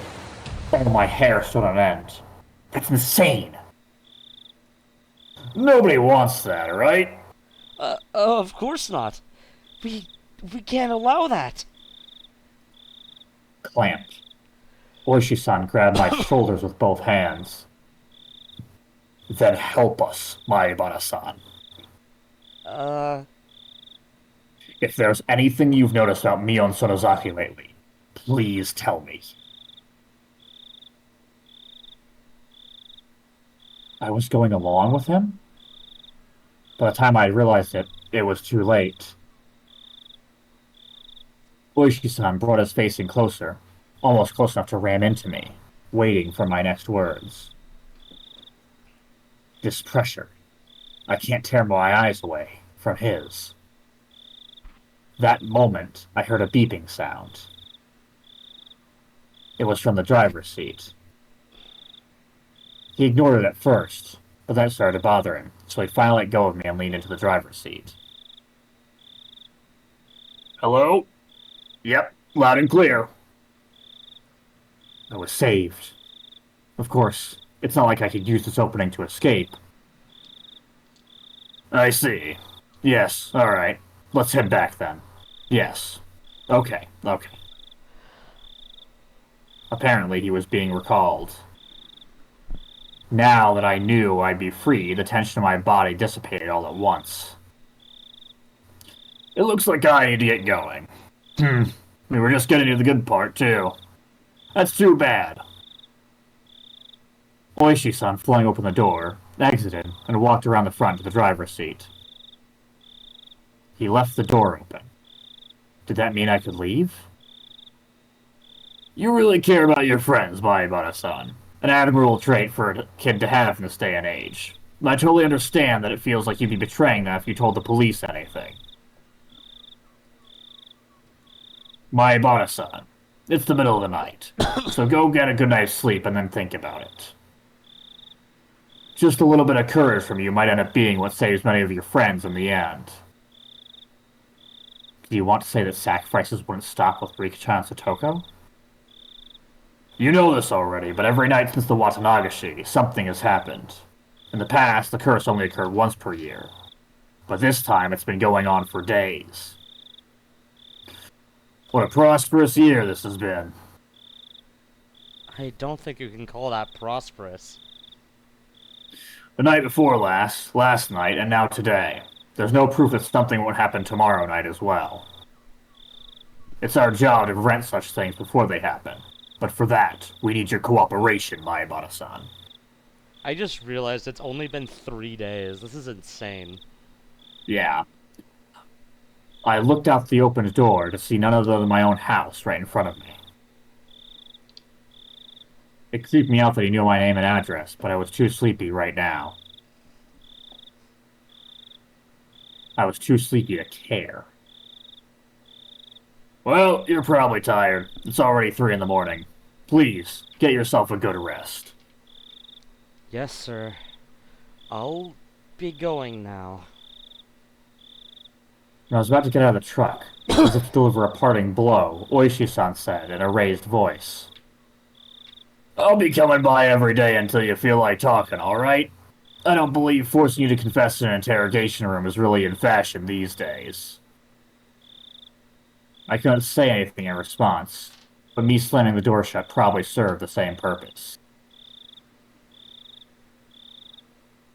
After lightly beeping the horn, Oishi-san's truck drove off. I went to the front door without waving goodbye. The door was locked, but the chain wasn't up. I unlocked the door and entered.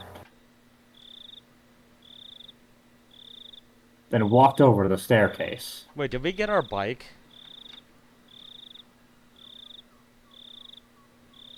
Yeah. That was where I lost consciousness. Uh-oh, we got hit by sleep dart.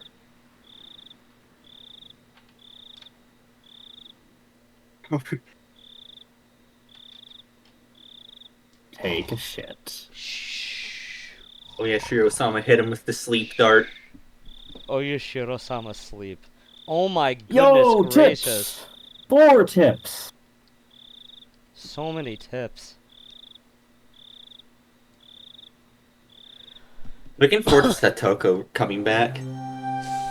Yeah, I don't know that that's happening this chapter. Nah, she's just like taking a nap in the woods or something. It's fine. Yeah, Sounds like a Satoko thing to do. she's gonna come back. There's like twigs in her hair. Anyway, See, her skin is green. and she has Shrek ears. Anyway, from the scrapbook 9, have we gotten like the entirety of Takano's scrapbook at this point? Jesus Christ.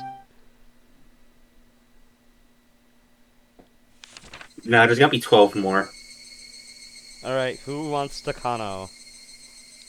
She's been talking a lot this chapter for a dead person, I have to say. I'll take it this time. The Sonozaki family. The one to drastically expand its influence after the war was the Sonozaki family. The leader at the time was Oryo Sonozaki, who still has that seat today.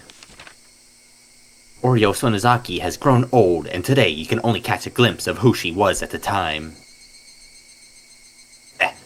From what I've been told, however, she was a leader extolled as the best in history. Having become so old, aside from going out a few times a week for lessons, she spends her time at home in solitude, and seems to leave most of the ceremonial affairs to her heir, Mion. There are different views on why the successor was not her daughter, but her granddaughter Mion, but it's rumored that it has to do with the disownment of her daughter and son-in-law. Disownment, but close enough. I was close. I didn't know that was how you say it. That uninhibited granddaughter, Mion Sonozaki, still shows no signs of the dignity required of the next leader. I would hope There was she's no one uninhabited. inhabiting me. Yeah. I would hope so. Yeah, Anyway. However, she does have Sonozaki blood in her veins and is permitted the name of Demon. She still doubtlessly requires caution, and is probably hiding her fangs and claws as skillfully as the leaders of the past did. Oh, taking a shit. Well, you're gonna have to take 3 more, so... It's a good thing Mion is true. uninhabited. Yeah, I mean, if she was inhabited... As opposed to the completely inhabited Shion. I don't think Shion is inhabited either. Anyway. The elderly leader of the Sonozaki family? Whoa. Fresh scoop.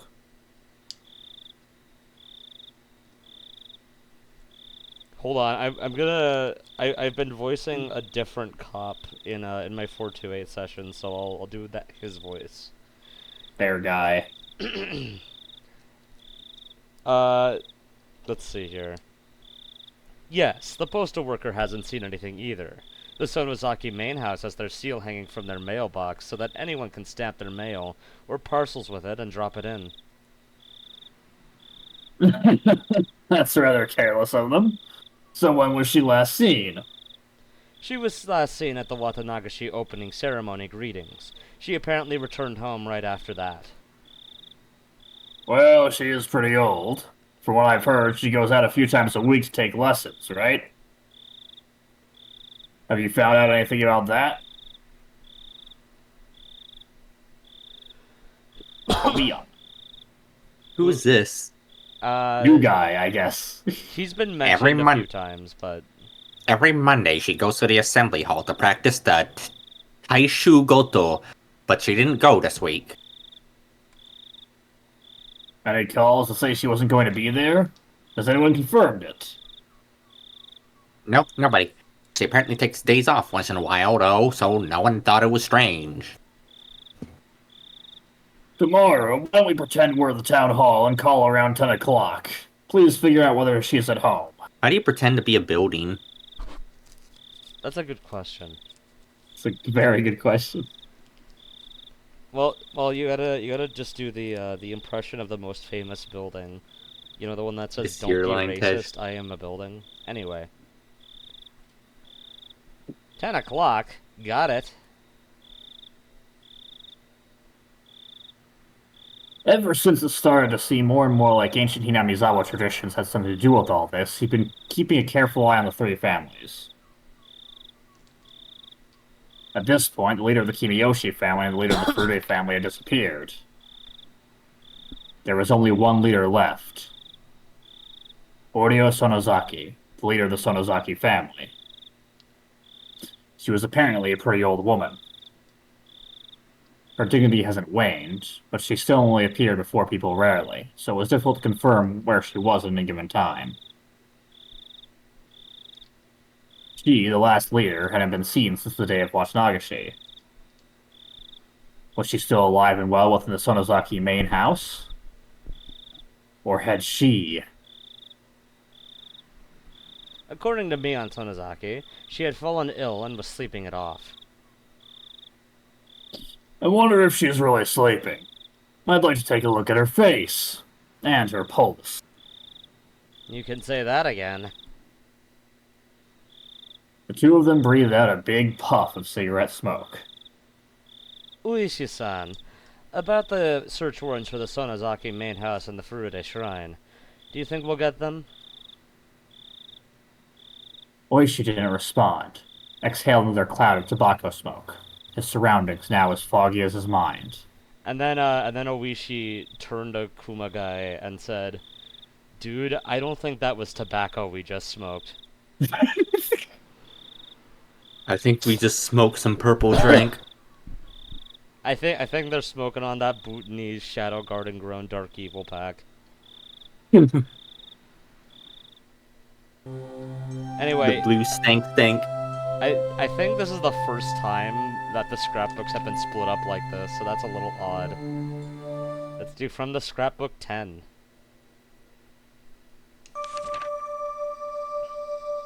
A hidden demon. The inhabitants of Hinamizawa believe that the blood of demons flows in their blood. As such, the character for demon is treated as very sacred. For example, use of the character, whatever, in names is apparently a right reserved for only the leaders of the Kimiyoshi and Sonozaki families. Case in point, we can see it in the current Sonozaki family leader's name. Oryo is written with the character bleh. That. This, and only this, is proof that she is a legitimate leader of the Sonozaki family. In the same way, Mion Sonozaki, its successor, contains blah, blah in her name, with me being written as blah blah. It also goes for Oryo's daughter and Mion's mother, Akane, who did not succeed her. Isn't that other character the character for Forest, if I remember correctly? The one on the that right-hand character is side, that's like the character character- for Tree, more like. The character for Tree looks right, but yeah. Demon Tree. Anyway. Very literal. It's known that before the disowning, Akane's name was actually written as, though it was changed afterwards to still read as Akane. Incidentally, it's thought that the first character to Mayor Kichiro's name originally meant demon, which can also be read as key. They missed the word of there, so that really threw me off. It should be said that the names using the character aren't limited to only the successors of the Sonozaki family. You can even find it in the last names of the three families. For example, the characters for Kimiyoshi are likely a split-up version of the... If you write it in reverse and top to bottom, as it clearly resembles the character. I can kind of see it. How am I supposed to be fucking reading this? I mean, I don't know. Keep in mind this is originally in It's Japanese. a split version of the kanji for Like, Oni. This is something as I know some Japanese, and I don't really know to even fucking how to read this.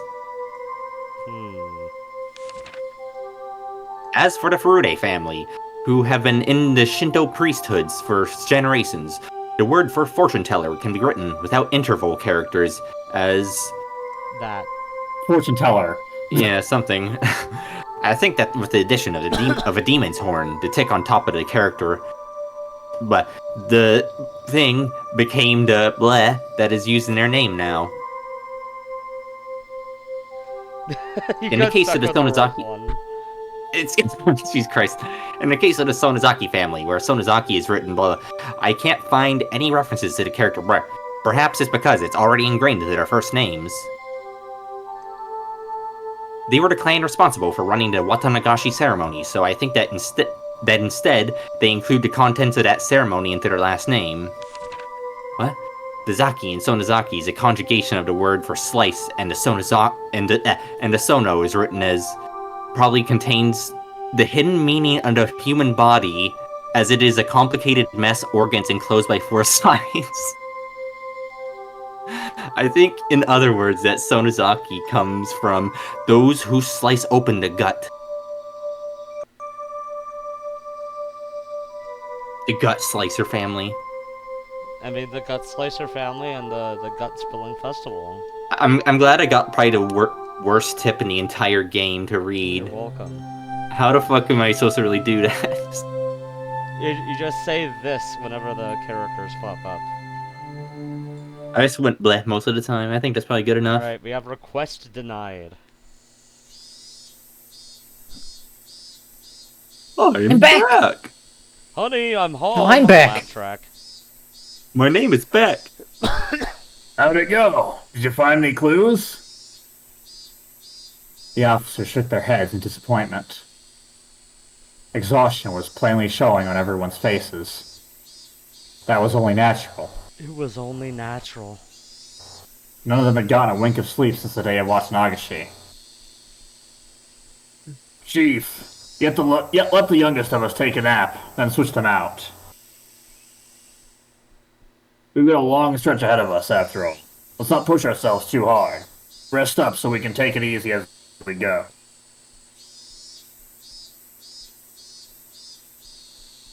This is the guy I was voicing. No, this is a different guy. No, this is a new guy. There's a lot of people. I've been telling them to sleep in shifts. Nobody actually seems willing to sleep, though. Could you tell them yourself, Oishi-san? Oh my, you don't need to force yourselves. Komiyama-kun, please let everyone sleep in shifts, starting with the youngest. Komiyama-san, please do that. After the chief told him as well, Komiyama-san left his seat. Oh, talk Oishi-san having more authority than the chief. So, chief, still no good on our request? It's just a rumor among the villagers in the first place, you know. It's going to be difficult without more concrete evidence. The voice you're doing, like, hold on. It's Can I goofy just as hell, try it's something? great. Can you just say, main I'll tier voice. use my credit card, please? In that voice? I'll use my credit card, please. Thank you. Oh my god. I don't know what you're referencing. Anyway. Even when that evidence might be tucked away in there? We need evidence that evidence is tucked away in there. Chief, don't start speaking in riddles to me now. We have witnesses that say 4 people, including the 2 who died, went into the Forbidden Ritual storehouse without permission. This is all reliable information. You might call it information, but they're really only rumors. They're not concrete evidence. Well, it's true that we don't have any pictures of the 4 of them sneaking in with cloth tied around their heads. Anyway, those 4 saw something inside the storehouse. Something important enough that they'd be erased. Important enough that they'd be erased? What would that be exactly? That's why I'm asking for a warrant to go looking for it in the first place. Anything pointing out the Sonozaki family's connections to violent organizations would be a major contender. Like a pile of Tokarevs or a secret poppy production facility. The secret Sonozaki family fortune would also be pretty difficult to discard. Look, Oishi-san, I know how you feel. However, that storehouse is a sacred building belonging to the Furude Shrine, and we need to have proper consideration for the locals when dealing with it. I heard there was an hour-long call made from Congressman Sonozaki to the big man. Chief, could he have nailed you back down? Anyway, as long as we don't have suitable evidence, we won't get a search warrant for the storehouse. That goes for the Sonozaki main house, too. Woohoo! Especially partner. considering that the jurisdiction of both Section 4 and the Prefectural Police's Crime Prevention Division. We need careful preparations first. If you say you need preparations, then why don't you just let me talk with them directly? Shige-chan is the head of Section 4, right? For crime prevention, it's Sankai-san. They seem like they'd be quicker to talk if I sat them down at a mahjong table. The Mahjong reference. Is this me again? time. This This is is Kamiyama. You don't get them confused. Although they have the same name text color. Wait, who's this? I only know Kamiyama. This is colors. just some random cop, as far as we know right now. Chief, you have a visitor. Yikes! Pushing the employee who guided him in right out of the way was an old man who looked like a Yakuza member, given his crested kimono and hakama. Did he not get enough of this over the phone?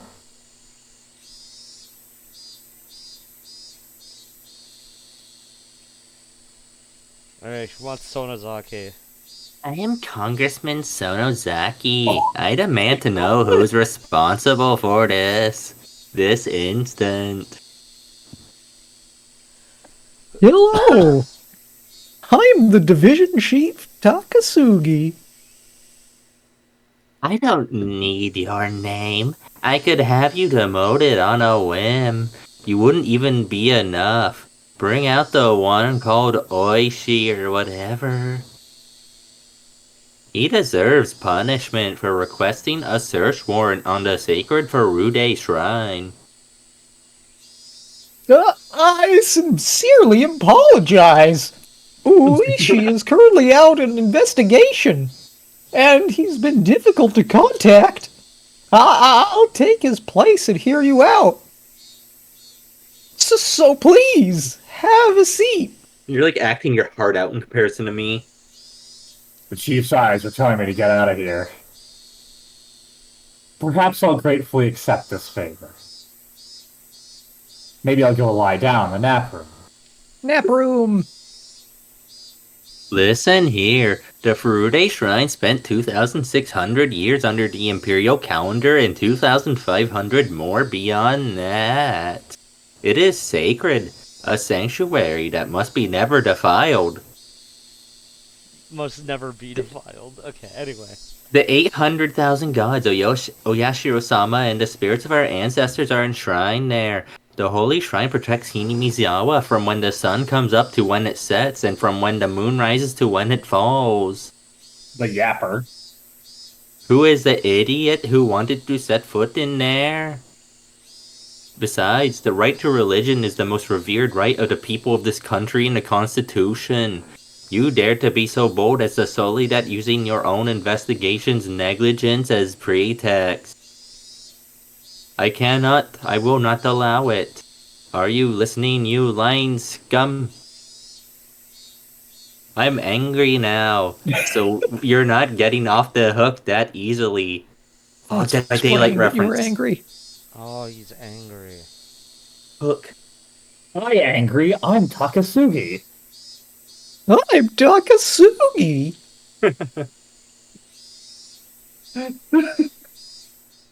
That's true. Alright. Alright, I'm gonna take a quick break myself. 1 second.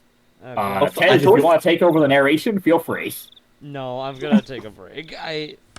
It's still pretty bad. I totally forgot we were on a tip, to be honest. Alright, let's take like 10.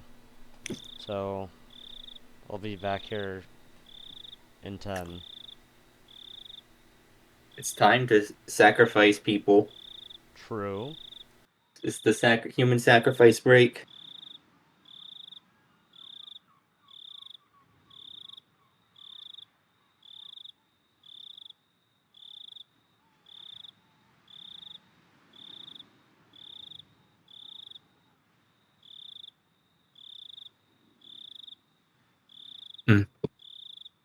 Mhm.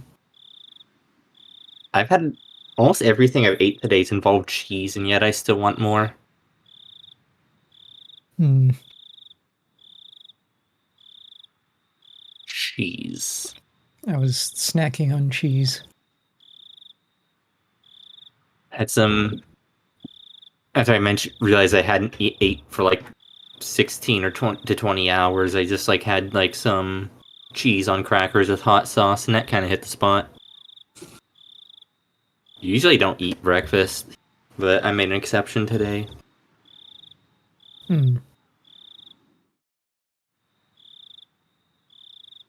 You'd think I would feel it more, but I really don't. Hmm.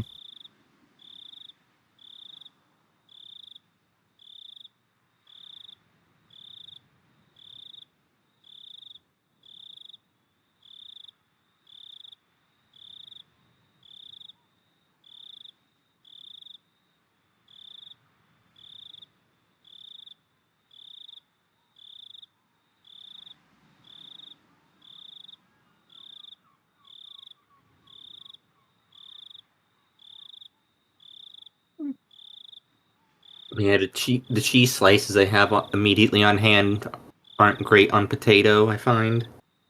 Hmm. It was like What kind of? kind of weird smoked Gouda. Hmm.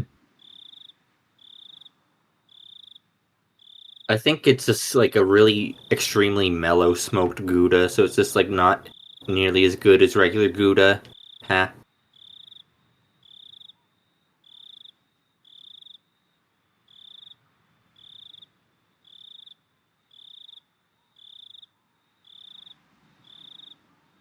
I wonder if he's still recording. Say gamer words just in case. Mountain Dew. If he's still recording, then not as good as Gouda should be the episode's title. Well, I think that. Well, I hope he's listening then. We'll just remind him when he gets back if he isn't. We gotta tell him that like some really intellectual discussion went down while he was gone.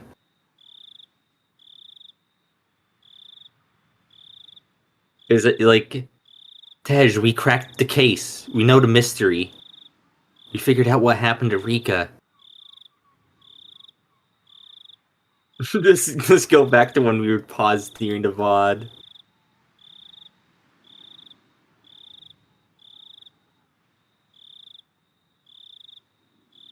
You'll never know.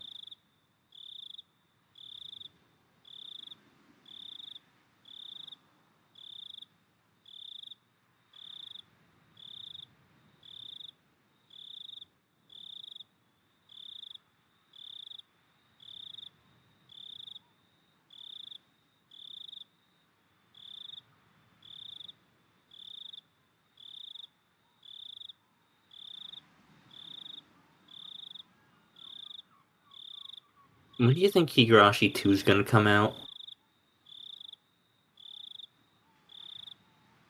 That's a good question. I mean, actually, with the Higurashi 2, the anime already did release, so. What do you mean Higurashi 2, the anime? Is there like The- another... the new anime, Shotsu and Go. Oh, is there like actually like an official follow-up? Yeah, it follows up. Also references Umineko pretty heavily. It's not just a reboot. Oh, I think when Tej and I were like... We were sampling this, we like watching the first few episodes of the anime, like a good few months ago, like way prior to even starting this. I think we accidentally like stumbled upon... We probably stumbled upon that on accident. I just kind of assumed that it was like a later point in the story or something.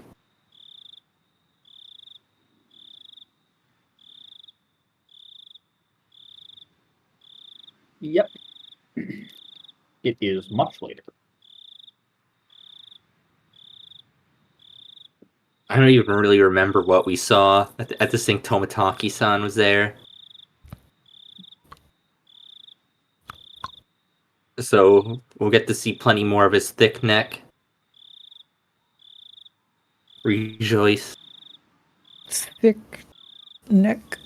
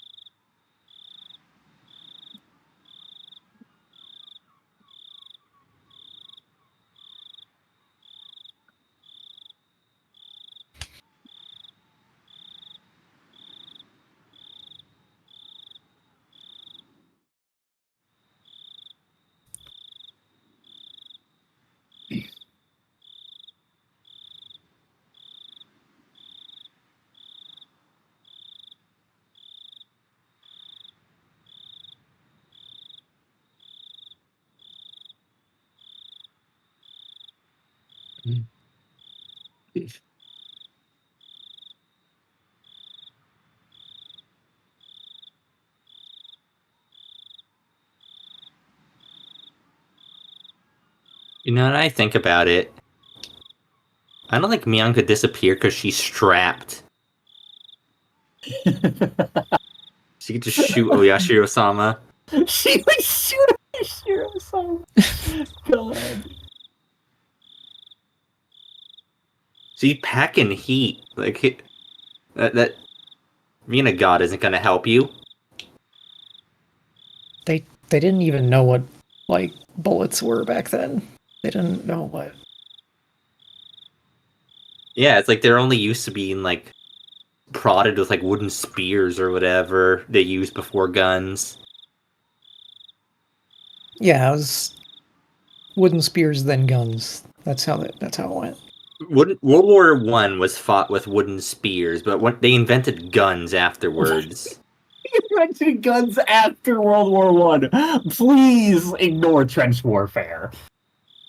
Well, yeah, they fought with using wooden spears, bear traps, airplanes. They had automated spear throwers.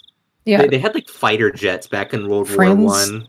Franz Ferdinand was in his car, and then a wooden spear came and like shot him through the heart. See, trench warfare was designed to like counteract the fighter jets because they would stick massive wooden spears on the sides of the fighter jets and go in for like swooping runs where they would hit people.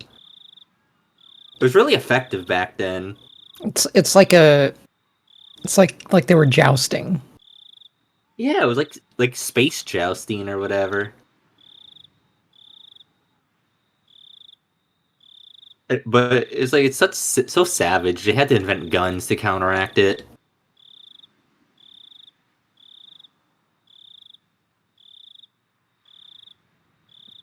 I don't know what they were thinking when they added guns to the war meta. It just like completely sent everything out of balance. Yeah, It was more fun when they were melee attacking each other. Hello. How many slurs did you say while I was gone? Like Only 50 one. trillion. Okay. I only said 2. Well, that's an improvement, but I do want you Well, I to definitely know said the that worst that of was all of us. recording while you were gone, so don't say slurs while I'm gone. Or Yeah, else. you should watch what we had to say. I'll save the slurs for when you're here. Okay, thank you. I We had some appreciate pretty it. intellectual discussion about what was happening. I'm sure. Anyway, let's move on. I have no context for your conversation, so if you reference it later, you have to understand that I have no idea what you're Well, talking we about. already decided what the title for this episode was going to be without you, so please understand. Oh, okay. Okay. I got you.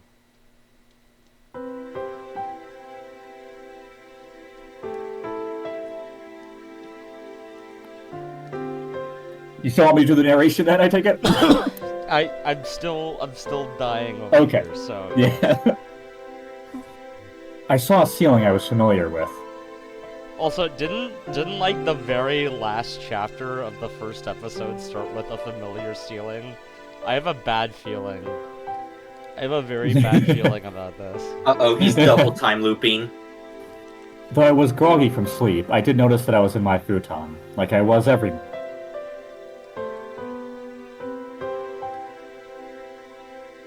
I looked at my clock, and despite having turned in so late last night, I had awoken at precisely the same moment I always did. I'm so low on sleep, but I guess you can really get up at the same time every day. Yeah. The secrets of the human body never cease to amaze me. If I went back to sleep like this, I would definitely not be waking up again. I spurred myself on and slipped out of my futon.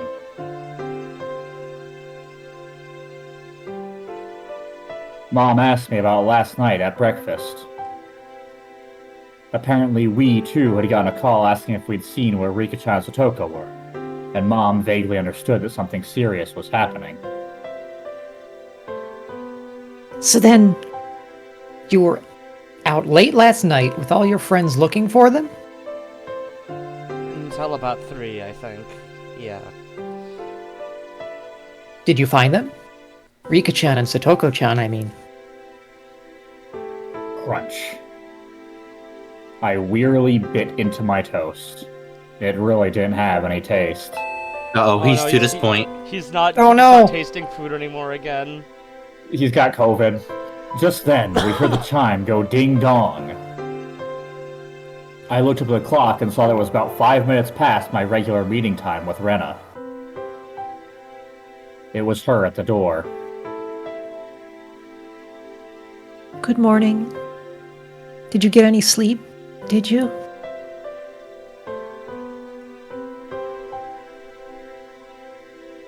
I think I slept for a few hours. You could probably count them on a chicken's toes, though. 8? Less than 8. Is it? I thought they had the How many little toes back- does a chicken have? I thought they had It's the a good little back question. thing. Yeah. Anyway. Rena seemed pretty sleep-deprived as well. There was something missing from her usual spirit. Are you going to school? Yeah. I think it would be better that way. Yeah, they've got like 4 toes on each foot. She said, smiling, albeit stiffly. Wait, they have 4 toes on each foot? So he could have slept 8 hours. Could have. Could have. Anyway. Rena was probably worrying her heart about those two as well. Even so, she wanted to go to school. If you stay home today, I think you'd just be worrying nonstop and sleeping. I don't want that. So let's go to school together.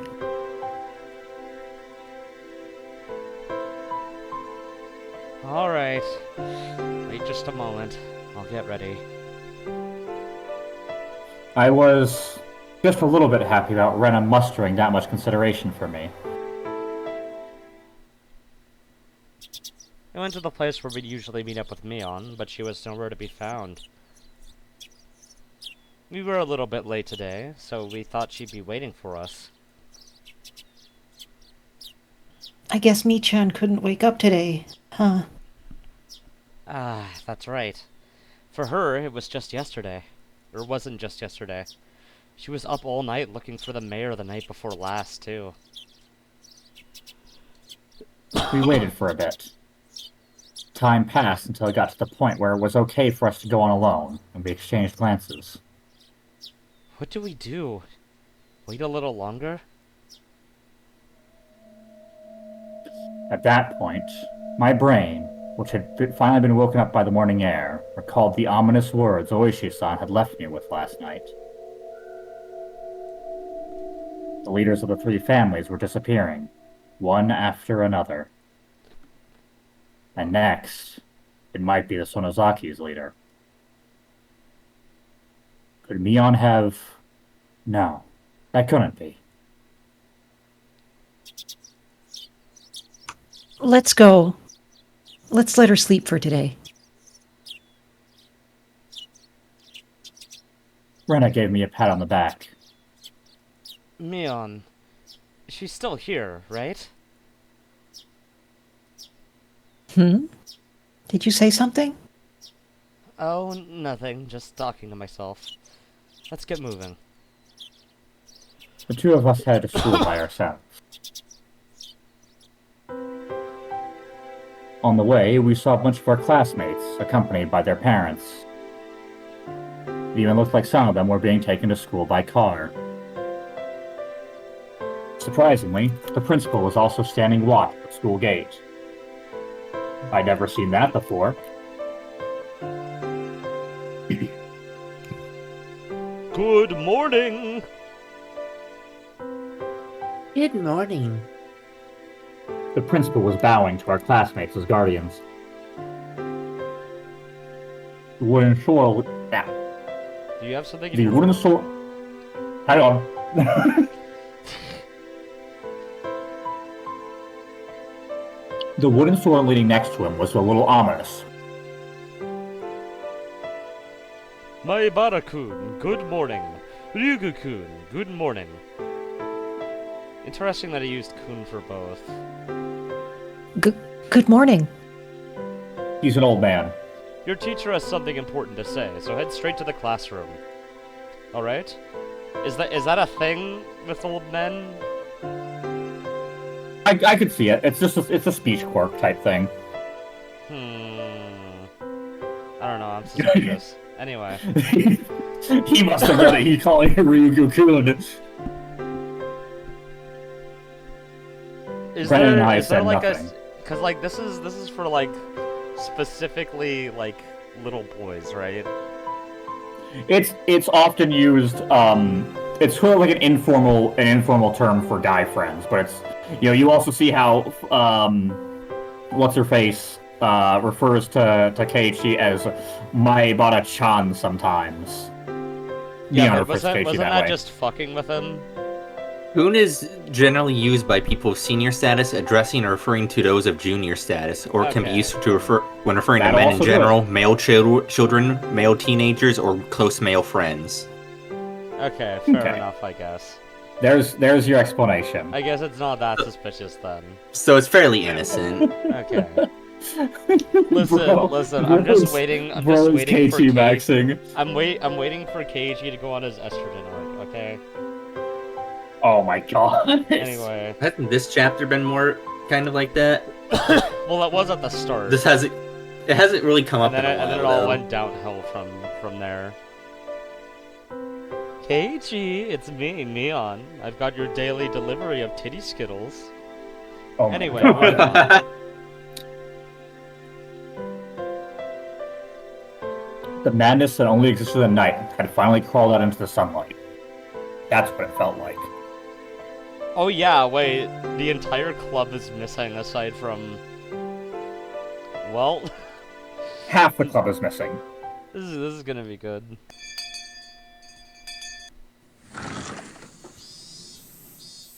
Good morning, everyone. Hello, curry lady. The hushed conversations that had been spreading out for a while now all disappeared like an illusion when our teacher walked in the door. Silence dominated the classroom. The principal came in with our teacher as well. This was clearly not a normal morning. First, the principal has something important to tell everyone. Go ahead, Mr. Principal. The principal cleared his throat and approached the dais. I'm sure some of you already know this. The classroom was dead silent. Everyone was staring at Rika-chan and Satoko's empty seats.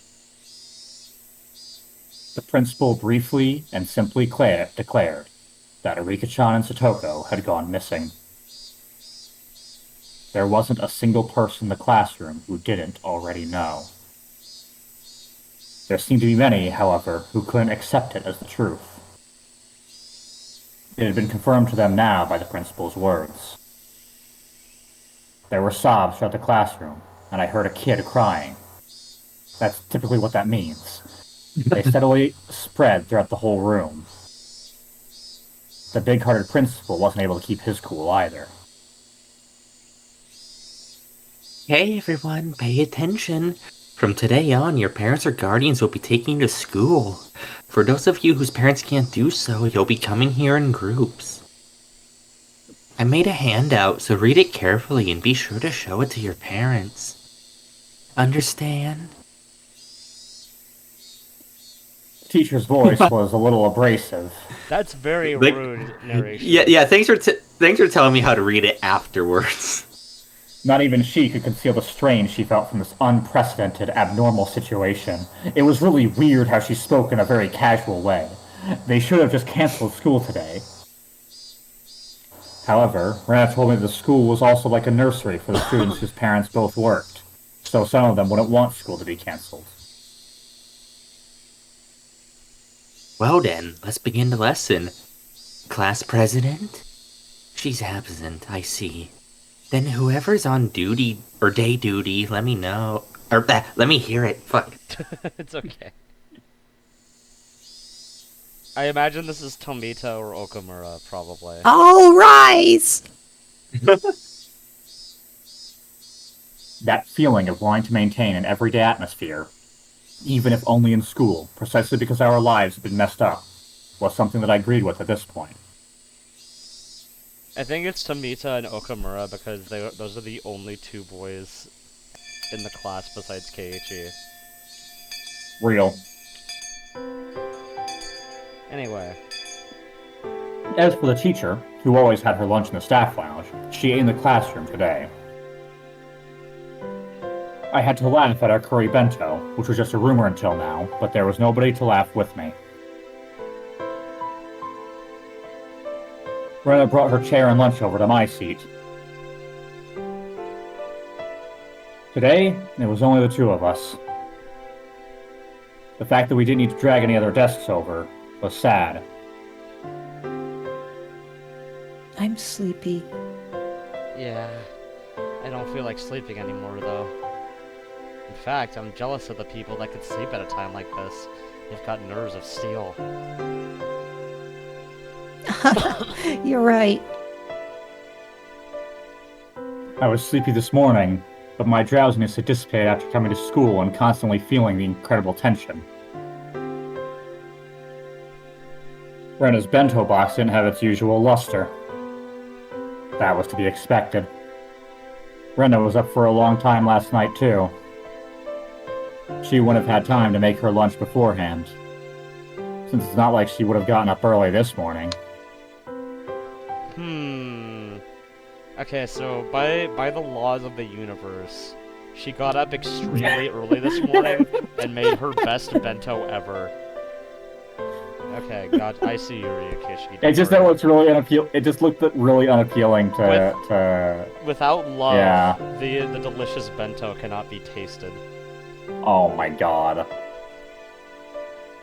Grab anything Can I you reference want. to something? Go ahead. You can admit that my bento is better today. Okay, then I'll have some. Wow! A chikua roll with perilla and cheese? That's interesting. Rena, yours might have ready-made food in it, but it's pretty good too. I realized the two of us were desperately trying to brighten the afternoon mood to its usual level as much as we could. I looked around the classroom, and it seemed like we were the only ones trying to do so, surrounded as we were by gloominess.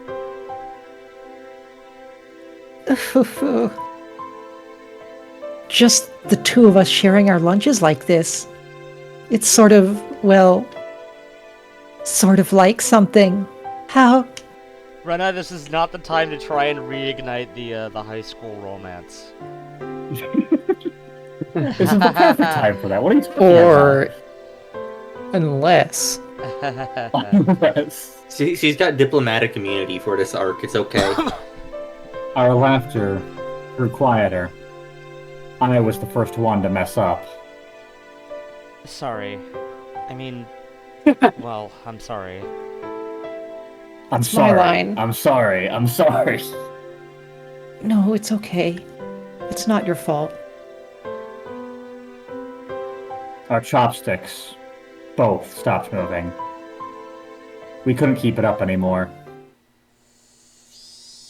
Rika-chan, Satoko. I wonder where they went. Those words might have sounded too miserable. Everyone was thinking it, using roundabout ways to address the topic. But I came right out and said it. I heard Rena catch her breath. Yesterday, while you were gone, I heard a bunch of things. So I'll tell you what I know, okay? Sorry again about last night. Go ahead.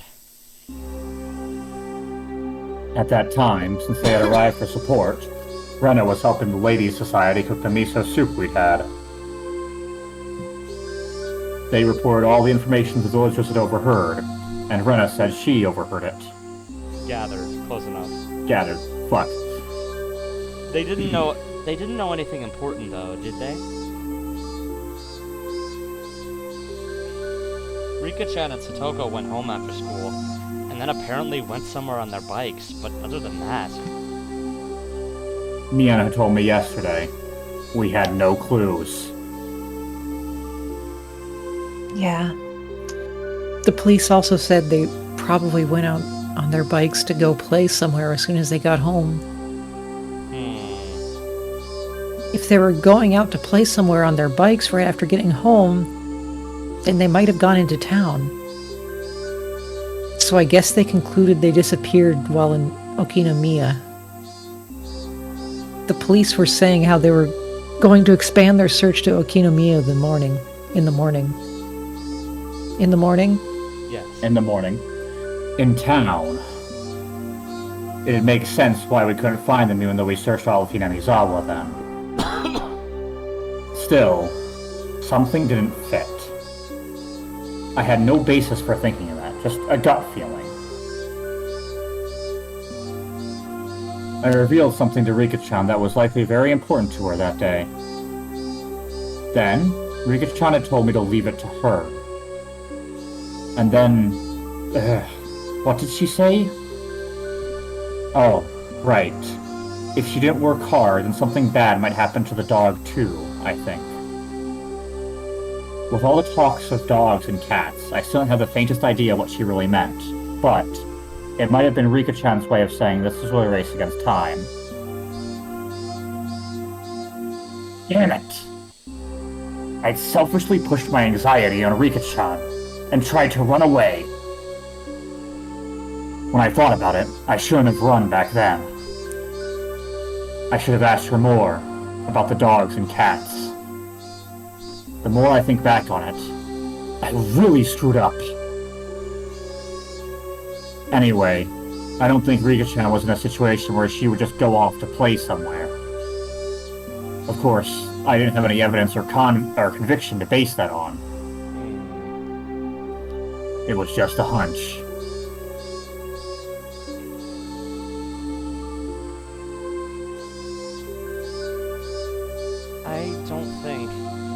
I don't think she'd go into town. Well, now he's willed it into them having gone to town. You think so too, Keiichi-kun? I agree. Well, now Rika-chan it's and back to normal because Ran says so. Rika-chan and Satoko-chan must have disappeared on Hinamizawa. I looked back at Rena, startled. She was agreeing with me? I could hear the conviction in those words. But wait, that creates a contradiction because Rena is always right and Keiichi is always wrong. It's truly a mystery. How could this happen? Without replying to my gaze, she took her bento box and went to the hallway. I'm going to go rinse this out. She timed that in a way that broke off the conversation. Suddenly, I got the feeling the next thing she had to say would be hard to say aloud in the classroom. I hurriedly grabbed my bento box and followed her. Rena didn't go to the kitchenette, but rather to the water fountains out back, where students seldom went. The water flowed down onto our bento boxes. During that time, Rena didn't say a word. Then, after making sure there were no other students around, she finally opened her mouth to speak. The whole thing about Rika-chan and Satoko-chan going to town to play and then disappearing, that didn't make sense for some reason. So I decided to investigate a little bit myself. Who did you ask? What did you ask them about? I asked the Ladies' Society all kinds of things. There was a lot of tofu in the miso soup yesterday, remember? The old lady from the Tomita tofu shop came too. A Tomita tofu shop. Oh, I remember. That was one of the stores on the road leading to the hospital.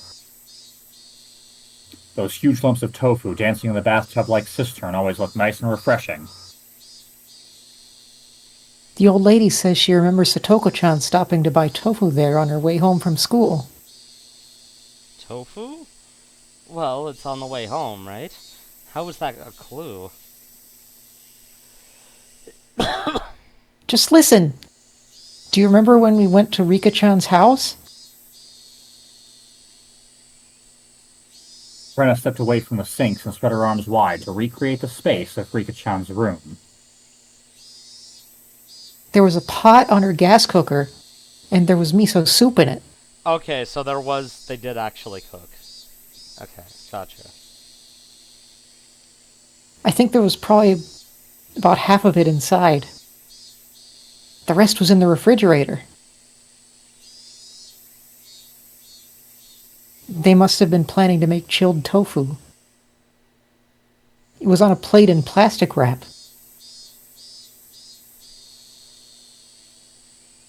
As Brenna explained, she walked around as if she were really going through Rika-chan's room. Still, Rena, why does this matter? Keiichi-kun, when you make miso soup, you put the tofu in last. Everyone knows that. Common That means knowledge. that Rika-chan, or Satoko-chan, whoever was cooking, was standing there making it up until right before dinner time.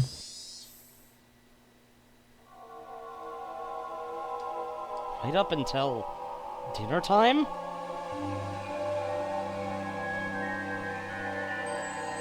Wasn't everyone saying that their bikes weren't around, so they must have gone somewhere to play by themselves? The trash in the countertop bin was put in there really awkwardly, too. Rika-chan makes most of their food and lunches, but occasionally Satoko-chan does it too. So Satoko-chan was cooking that night.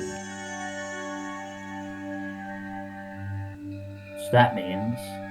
Oh, right. So that means that Satoko, at least, didn't go somewhere to play. She was preparing dinner? Yeah. And then I took a look at the rice cooker and there was rice for two still in there. So she made dinner for both of them, but neither of them ate it. Is that it? Mm-hmm. Brenna nodded. So next I looked in the fridge. There was some chilled tofu made from the other half that they bought. That's not all either. There were a whole bunch of plates with side dishes for dinner, and all of them were in plastic wrap. You usually plastic wrap things so you can have leftovers for the next day. My mom does it all the time too, using them to breakfast or lunch. That's right. You use plastic wrap to save leftovers for later. So the fact that they were in the fridge means that they didn't plan on eating them that night, at least.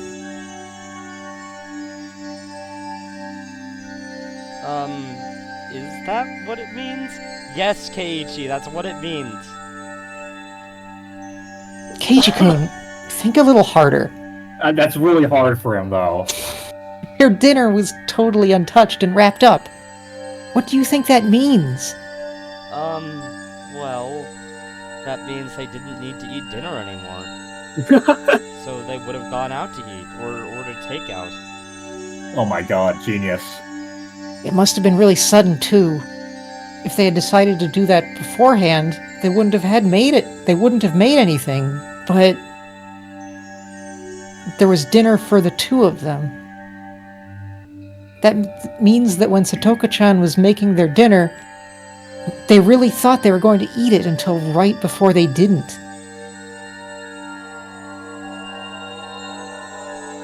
So then, the theory about the two of them going out to play and then disappearing is wrong. Yep. They disappeared after making dinner, and right before they ate it. Probably around 7 o'clock. Where would they have gone at a time like that by themselves, without eating? That's obviously where this is leading. Keiichi-kun, do you remember? On their fold-out table, there were things like soy sauce and a chopstick holder. Right. There might have been something like that. I didn't remember. The container for the soy sauce, it was empty. There wasn't even a drop left. Chilled tofu wouldn't taste good without it. So I looked under the sink for the larger bottle of soy sauce they have. Do people keep soy sauce under their sink? Yes. Rika does at least. It helps lube it up. Oh my god. I know my grandma would buy soy sauce by the gallon, and it would be in a big jug, and I guess under the sink would be a place you could put something that large. Fair enough, I Yeah. guess. Makes sense. You sure know a lot about where they keep stuff. I've been to Rika-chan's house and cooked for them before. When I cleared her throat, her face returning to a serious expression. Then when I opened the cabinet, the big bottle of soy sauce wasn't there at all. It wasn't there? What does that mean? Everything I'm going to say from here on is just Rena's idea, so please listen until the end without saying anything. Rena is way better at this than Keiichi, god damn. Last night, Satoko was making dinner like normal. Rika-chan usually watched TV until the food was ready, so she was probably lying down watching a variety show or something. Satoko put the tofu in the miso soup, and right when the dinner was about to be ready, she noticed that they were out of soy sauce. So, Rika-chan, who had nothing to do, brought the big bottle of soy sauce to a neighbor's house to borrow theirs.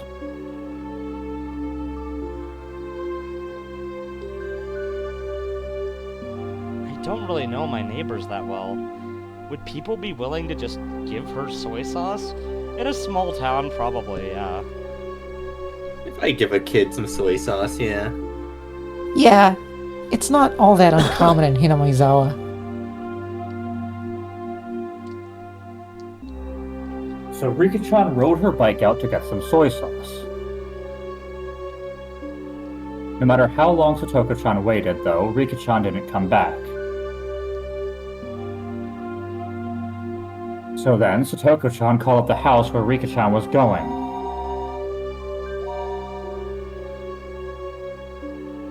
Would Rika happen to be imposing on you? Something like that. Then the other person must have replied with something like this. We have plenty of food. Oh. We have plenty of food here, so you should come too, Satoko-chan. Rika-chan has already eaten. I think that's how they called her out there.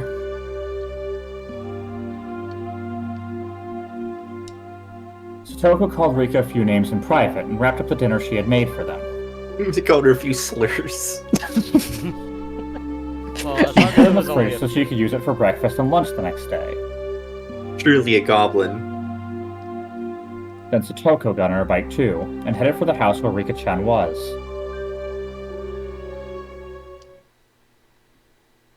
Not a terrible theory, honestly. Rena really is just way better at this than Keiichi. Okay, but this is already pretty strange. You don't normally make so much food that you can give it to people who suddenly arrived at your house.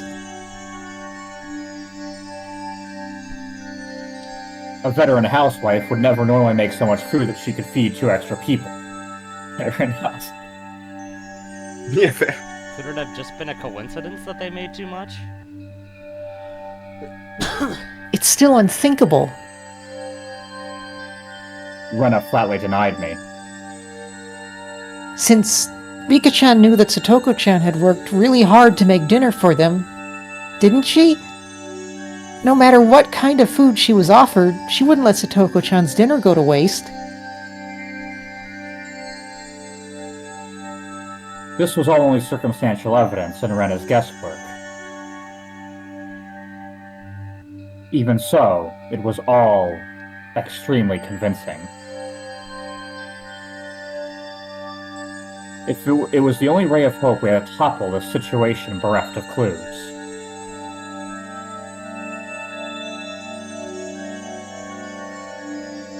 Then, Rena, where did Rika-chan go to get soy sauce? This was the heart of it. It would have to be somewhere she'd be comfortable with asking for soy sauce, and somewhere Satoko wouldn't think it suspicious that she'd been invited for dinner. So, who was it? Rena slowly shook her head.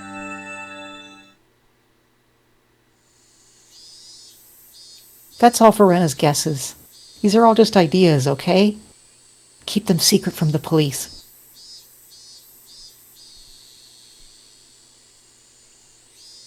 What is there to hide? Even if only half of what you say is right, should be a good clue for all this. Keiichi-kun. This all means suspecting someone from Hinamizawa.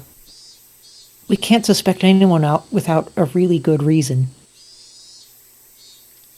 I saw a few girls coming over to rinse out their bento boxes. Rena cut the conversation short there and returned to the classroom. I stayed there alone, my body bathed in the lively voices of the cicadas. When they cry? They were in fact crying. Let's think about this. I know, very difficult for me. In my own way. Rena had barely any information to go on, and yet she'd reasoned out that much. I feel like this is an audience jab, possibly, since apparently somebody did actually solve Onakakushi when it came out. So this feels like a direct jab at the audience.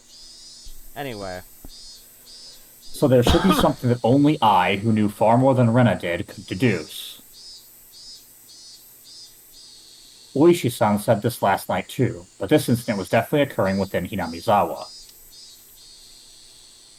Rena might not have wanted to believe it, but it's basically given the culprit as someone from the village. The trigger for everything was when the 4 of us trespassed in the Forbidden Storehouse. Somebody saw us going in there. For the culprits, breaking the taboo was a crime punishable by death. So that night, Toмотake-san and Takano-san were sacrificed.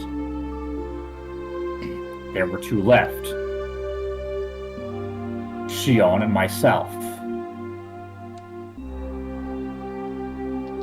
However, before the culprits bore their fangs on Shion and me, they went after the mayor, to whom Shion confessed her sin. The mayor. The mayor. Next, they went for Rika-chan, to whom I confessed my sin. Then what about Satoko? Just a stray bullet? By itself, Rika-chan being sacrificed after I told her everything was mortifying. But Satoko, who was sacrificed for no reason, wasn't that all the more regrettable? Everything was my fault. Who would be the next to disappear? Would it be Shion and me next time? Why? Why weren't the culprits going for Shion and me right away, though? If they had enough power to erase the mayor and Rika-chan, then why not just get rid of Shion and me? If they went for us, well, I wouldn't like it, but I could still tolerate it. What I couldn't forgive was them getting rid of those we'd confessed to. Now that I think of it, yesterday, Shion said something alarming. She felt like someone was watching her. So then, was someone watching me as well? Strangely, though, I hadn't felt anything like that until now. Even though I'm the root cause of everything, I had never once had an impression. Maybe that was simply because Shion was more cautious than me, and was just careless. That's another story, though. Let's get back on track. Why weren't the culprits going after Shion and me? I felt like that's where the key to this lay. Could it be? Was I making a big assumption that I shouldn't have been? I thought and thought, but couldn't come up with an answer. The one thing I understood was that I was a concerned party to this case, and that I had a duty to watch over it until everything got resolved.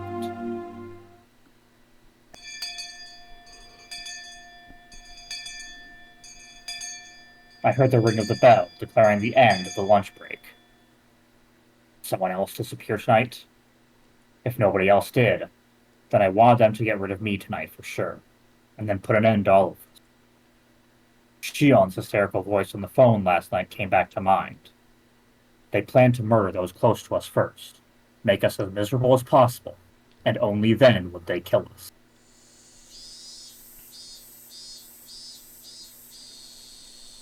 Maibara-kun, lunch break is over. Go back to the classroom.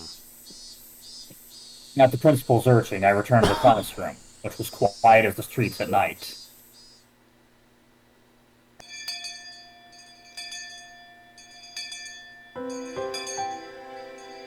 There were a lot of parents picking up their children after school.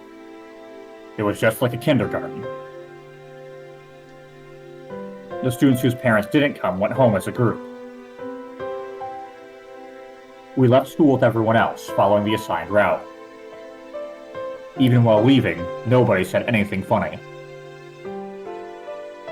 They all looked like exhausted mountaineers silently marching through the mountains. Weirdly specific metaphor, but okay. Keiichi does a lot of those. As we went, one left, and then another. And in the end, it was just Rena and me. Absolute zero jolt of electricity. Yeah, tally ho. Which is my favorite Gatorade flavor, by the way.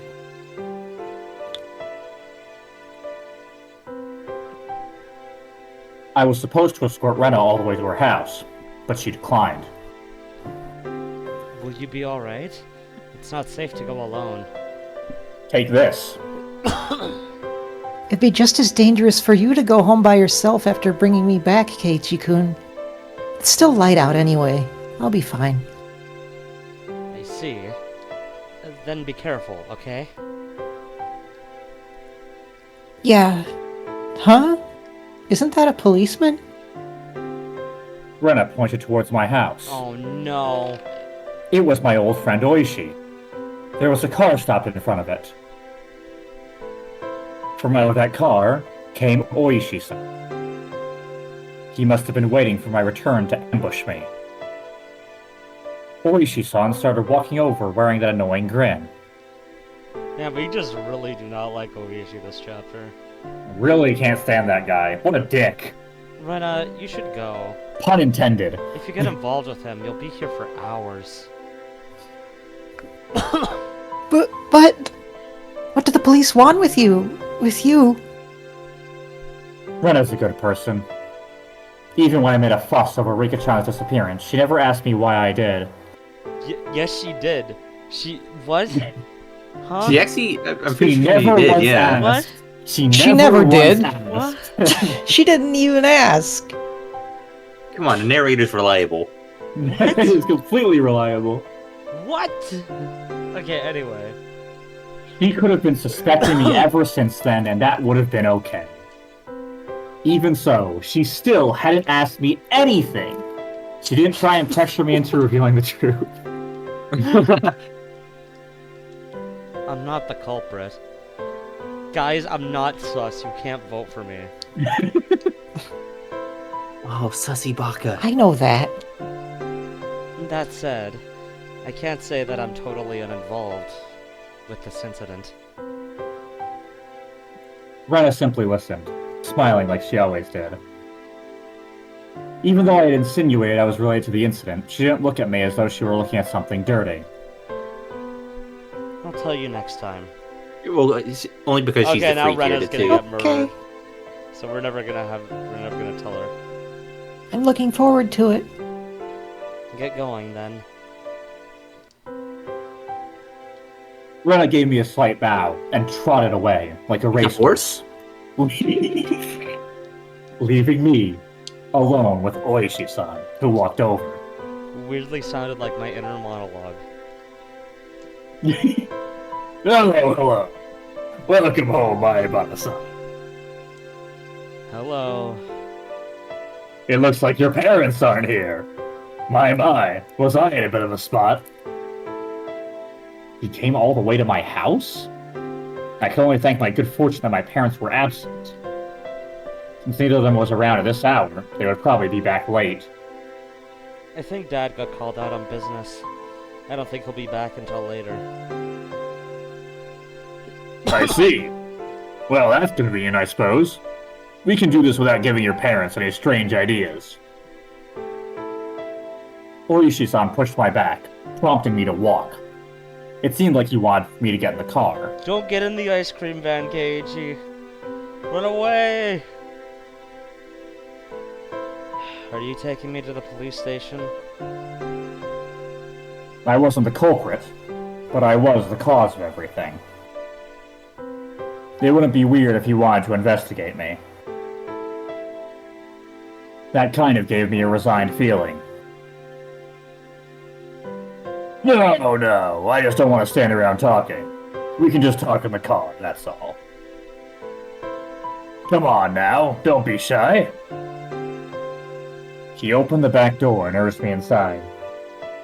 If I got in, I wouldn't have a very easy time getting out. If I said no, however, this man might really handcuff me and take me away. I couldn't refuse. I could only accept in good grace.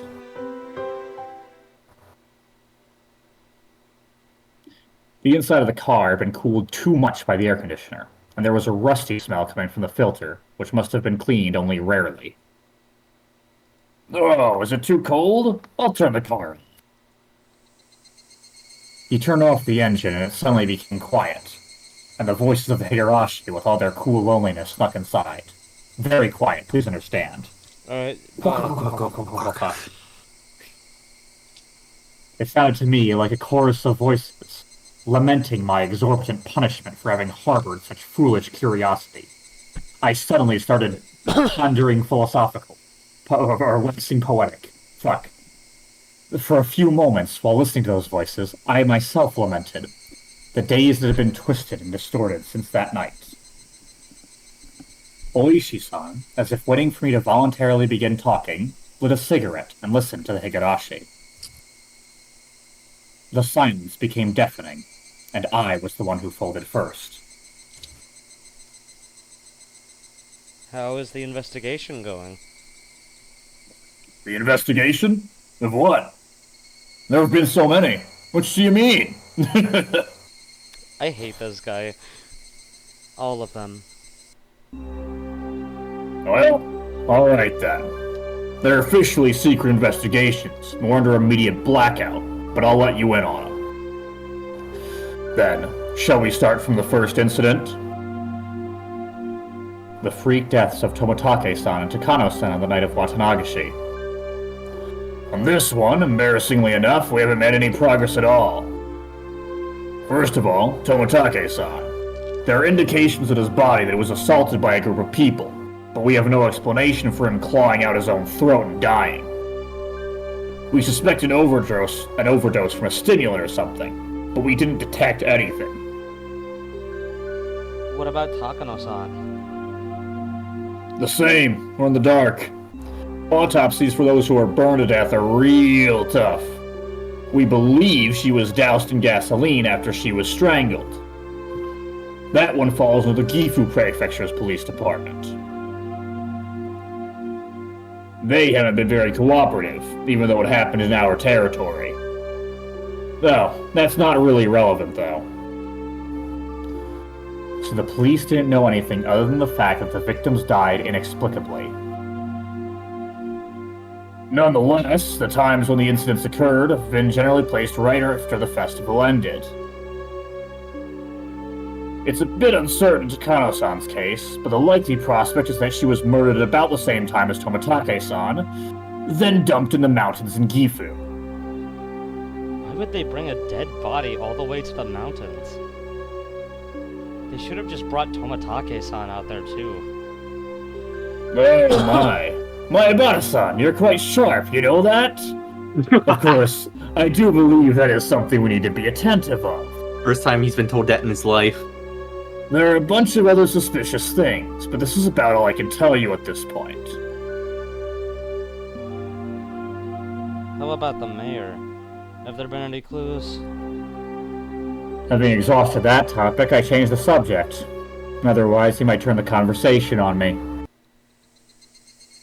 We investigated his movements on the day he disappeared. We didn't find anything that could provide any clues, but I'll tell you about it anyway. The mayor, Kiichiro Kimiyoshi. Apparently, he was suffering from severe hemorrhoids. Oh no. Wait, the hemorrhoid... No. Wait, the That's what hemorrhoid killed him. cream from chapter 1 was foreshadowing? It was. Oh it my was. god. What? Oh was there my hemorrhoid cream in chapter 1? I don't God. remember that. Do you remember? Yeah. Do you remember when Mion sent them out to go do her groceries? He was Yeah, hemorrhoid worried cream. about. He was worried about being sent out to buy hemorrhoid cream. I see. People who've lived a long time have an unusual amount of pride. So the mayor hadn't been telling anyone that he was going to a proctologist at a certain university hospital in Shishibone. On the day he disappeared, he had an appointment for a checkup, so he went out first thing in the morning. Even I knew that big hospitals, like university hospitals, had a really long waiting time. Apparently, people would get in line hours beforehand, even if they had an appointment. His exam ended at 1 p.m. After that, he ate a light meal in the hospital restaurant and passed the time reading a magazine. We know this because of a receipt we found in his wallet at his house. There was nothing suspicious about all that. That day, he had planned to go to a meeting in the assembly hall in the evening. He was supposed to return home with plenty of time to spare, but while he was on the train coming back, there was an accident. Seems it delayed him a bit, and he only got back to his house right before the meeting was scheduled to start. His family witnessed a very hectic mayor leaving to go to the assembly hall at the shrine. What was the meeting about? He disappeared on his way back home, right? The three families and the essential members of the town assembly were at the meeting. We think they were discussing how to deal with the serial freak death incidents that happened again this year. So then, on his way home, the old man who had treated Shion like his own daughter.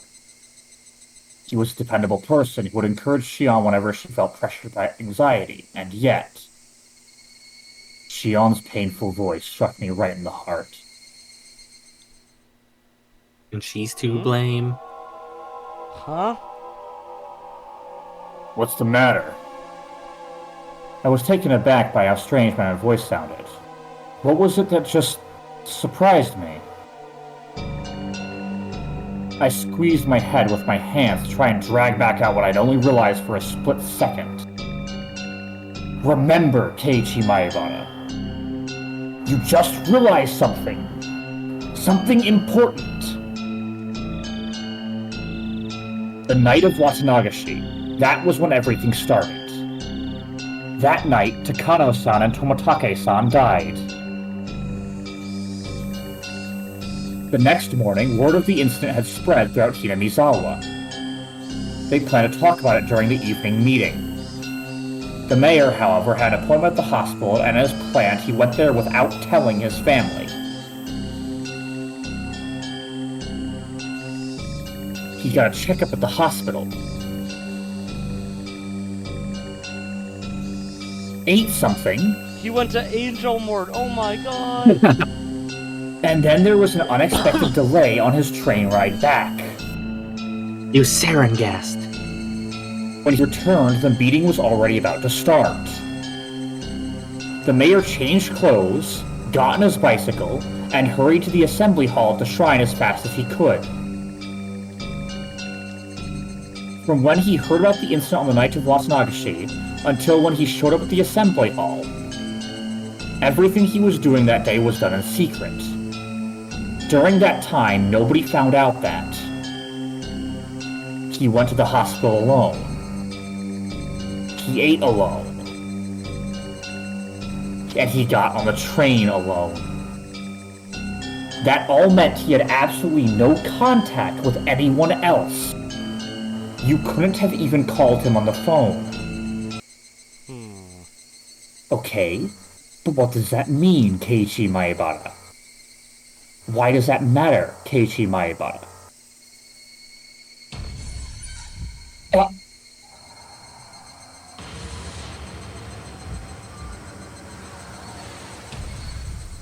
Kei-chan, what should I do? What's wrong? Tell me. We're not keeping secrets from each other, right? Old man Kimiyoshi, I told him everything. I told him everything. I told old man Kimiyoshi everything. That night, I told the mayor that we snuck into the ritual storehouse. Also that someone saw us and was out to get us. Right. What then? Ah, I see the problem. Okay. I see what Keiichi's putting down. I'm gonna see if you guys can guess it before before the game reveals it. I can tell. It's pretty easy to tell. Oh yeah. If you're not Keiichi, it's pretty easy to tell. Old man Kimiyoshi didn't get angry. He smiled and told me if I was properly sorry about it, there was no way I'd be demoned away. He was really smiling and told me to leave it to him.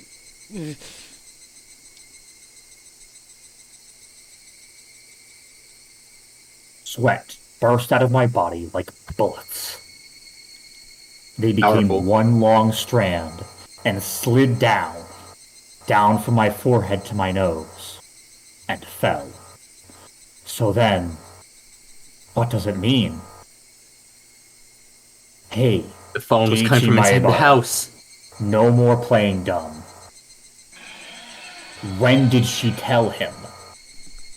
Shion said she learned of the incident from a phone call her father had made that morning. The mayor had left the house first thing in the morning for his appointment at the hospital. He didn't tell anybody where he was going. Nobody knew about him going to the university hospital.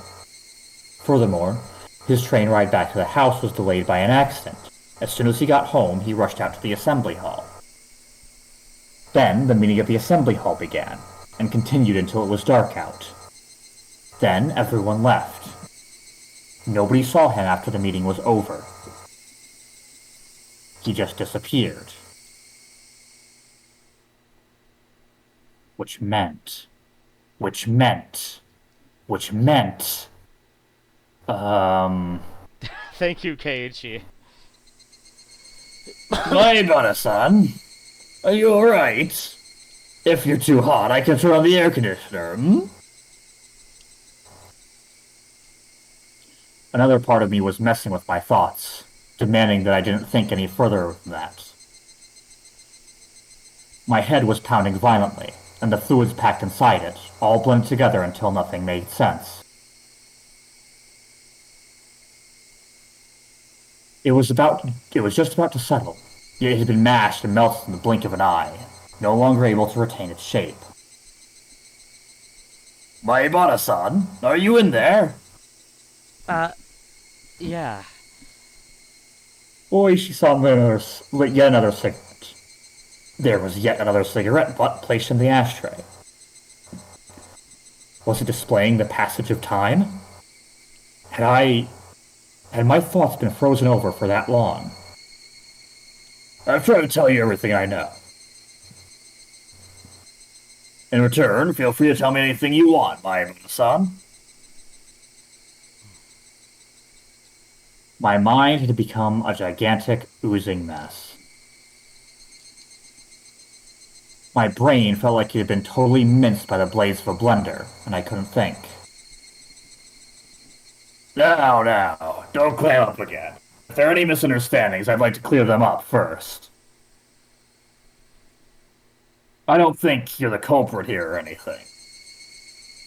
Oishi-san gave his best attempt at an adult smile. I know the four of you snuck onto the ritual storehouse that night. Everyone in the village heard rumors about it by the next day. That in itself means we should take you in for trespassing, but that isn't the problem. It's what was inside. What was inside that made the people who snuck in there end up as sacrifices? There wasn't anything. As soon as I said it, I regretted conferring our presence there, but I knew it didn't matter anymore. Was there really nothing in there? I mean, everyone went in as being sacrificed one by one, you know? Even the mayor and Rika-san who switched the lock on the door were sacrificed. What was inside that could have caused such terrible things to happen? I was far too tired of keeping quiet about this. Perhaps that was Oishi-san's goal all along, but again, that didn't matter anymore. There were just a lot of torture devices that were used a long time ago. I looked at them with everyone. Was that really all? That was really all. There was nothing terrible in there that would make you keep silent. Like a pile of psychoactive drugs that make you kill yourself? Maybe a secret poppy workshop. Perhaps there were mountains of Soviet or Chinese handguns. There weren't any suspicious wooden boxes or containers packed in there. There was nothing as exaggerated as what Oishi-san was hoping for, but I felt like, in a way, there were plenty of terrible things hidden in there. From the perspective of someone who viewed the storehouse as sacred, whether or not I thought I had seen some crazy things didn't matter in the slightest. The four of us broke the taboo. Punish us. That should have been what happened. We put in a request for a search warrant, thinking that there might have been some secrets hidden in that storehouse. It's been the sabotage of the century. They said it would be an insult to religious fixtures, and something about the right to free religion in the Constitution. Ah, jeez. That's why I really didn't have any other recourse but to ask you, since you went in there. There really was just old, rusty, dusty torture equipment. Nothing else stood out. Then Tomatake-san and Takano-san were only killed as a punishment for having broken the taboo? I didn't have an answer for the only part. I suppose I won't bother hiding it anymore. You're the only one to escape harm so far. You can't see it, but I'm smiling right now. That's a pretty hefty implication there. Oh, this is wonderful. This is great. Oh yeah, Shirosama broke Shion's knees. So then, here's the question. When did Shion go missing then? Because if she went missing before today... I wonder who we've been talking to on the phone this whole time. Everyone but you has disappeared, and yet you alone are safe. What's the difference between you and them that would protect you but bring harm to the others? That's what I want to know. There was something wrong with what Oishi-san was saying. You alone. You alone. What? Wait a second. What do you mean by you alone? I'm saying that you alone have been left alive, right? The 4 people who tiptoed into the storehouse for ritual implements, I mean. The only one left alive? Hold on. Shion was still... Jiro Toмотake and Mio Takano-san died that night, and Shion Sonozaki disappeared the next day. Oh yeah! Oh yay! Yippee! Only you are still safe and sound at this point. I was thinking we hadn't seen Shion in a while earlier. Well, we haven't seen her, but we've talked to her on the phone, surely, right? For the past few days. That's what I'm getting Why at. only you? I'm saying that's what I want to know.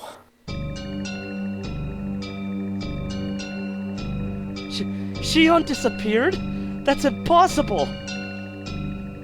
I unintentionally raised my voice, but I didn't care about that. Toмотake-san died, Takano-san died, and Shion disappeared? When did she disappear? He did kind of say, what is this guy talking about? Oh, well now, I thought you were long since aware of this. This is the first I've heard of it. Shion disappeared? When? Well, going back a bit, she disappeared the day after Watanagashi. Going back a bit? Stop saying stuff I don't understand. Shion Sonozaki spends the night at relatives' houses depending on her mood on any given day, so no one thought much of not knowing where she was. She frequently takes days off from school, too. Her teacher has been pretty troubled by it. I didn't ask about any of that. I'm asking you when Shion disappeared. I told you, it was the day after Watanagashi.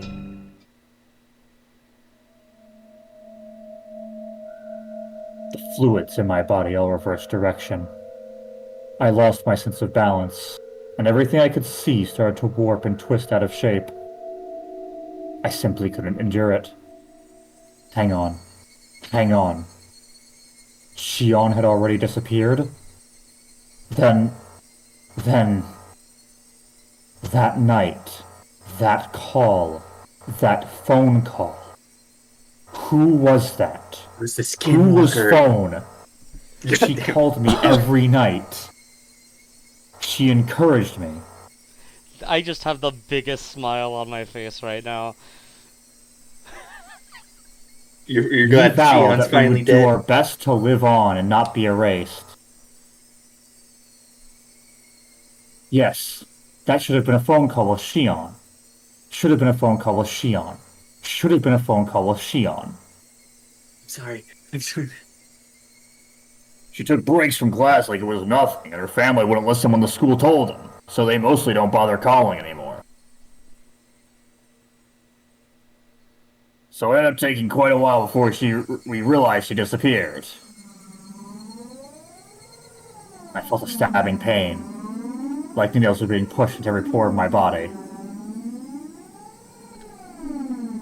It started on my back and began spreading throughout the rest of me. When it had completely covered the surface of my skin, it began to worm its way inside my stomach as well. Don't you remember? We talked at the library the day after Watanagashi. Shion-san was there then. That was the last we saw of her. No one knows where she's been since. That can't be. That day, Oishi-san had only caught me, and Shion bounded away, lying that she needed to go to work. Didn't she call me that night? Her job was at a restaurant called Angel Mort, right? She hasn't been there since that day. She's been completely absent ever since. The person at the restaurant couldn't get in touch with her. He was really worried. That can't be. It can't be. It's only circumstantial evidence, but... after she left us at the library, but before she made it to work.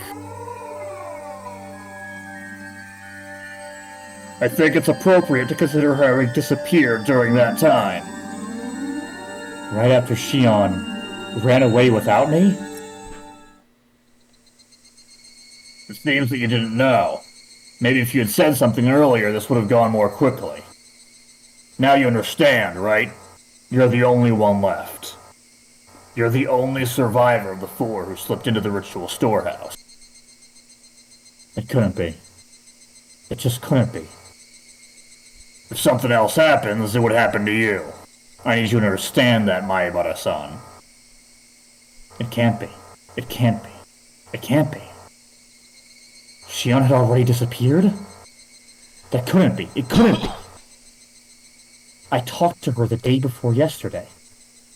I talked to her last night. She was going to call me again today. That was Shion on the phone. Shion on the phone. It was from Shion. From Shion. Shion has long since disappeared. Next will be you. Really hammering it in. Then, who was on the phone those past nights? Who was on the phone those past nights? Who was phone? Who was phoned those past nights? It can't be! I think that's probably a good stopping point. We're a little bit over time already. That's probably good. Hopefully I will be able to actually do narration next time. And hey, he shits himself at the very end. So, I guess that confirms that we were probably not talking to Shion at this point. Yep. Well... It was We're actually screwed. the third sister, Gion. We're screwed, right? Like, yeah, we're screwed. Kinda cooked. Kinda cooked. Okay, goodbye, YouTube. Have a good YouTube. YouTube. Goodbye.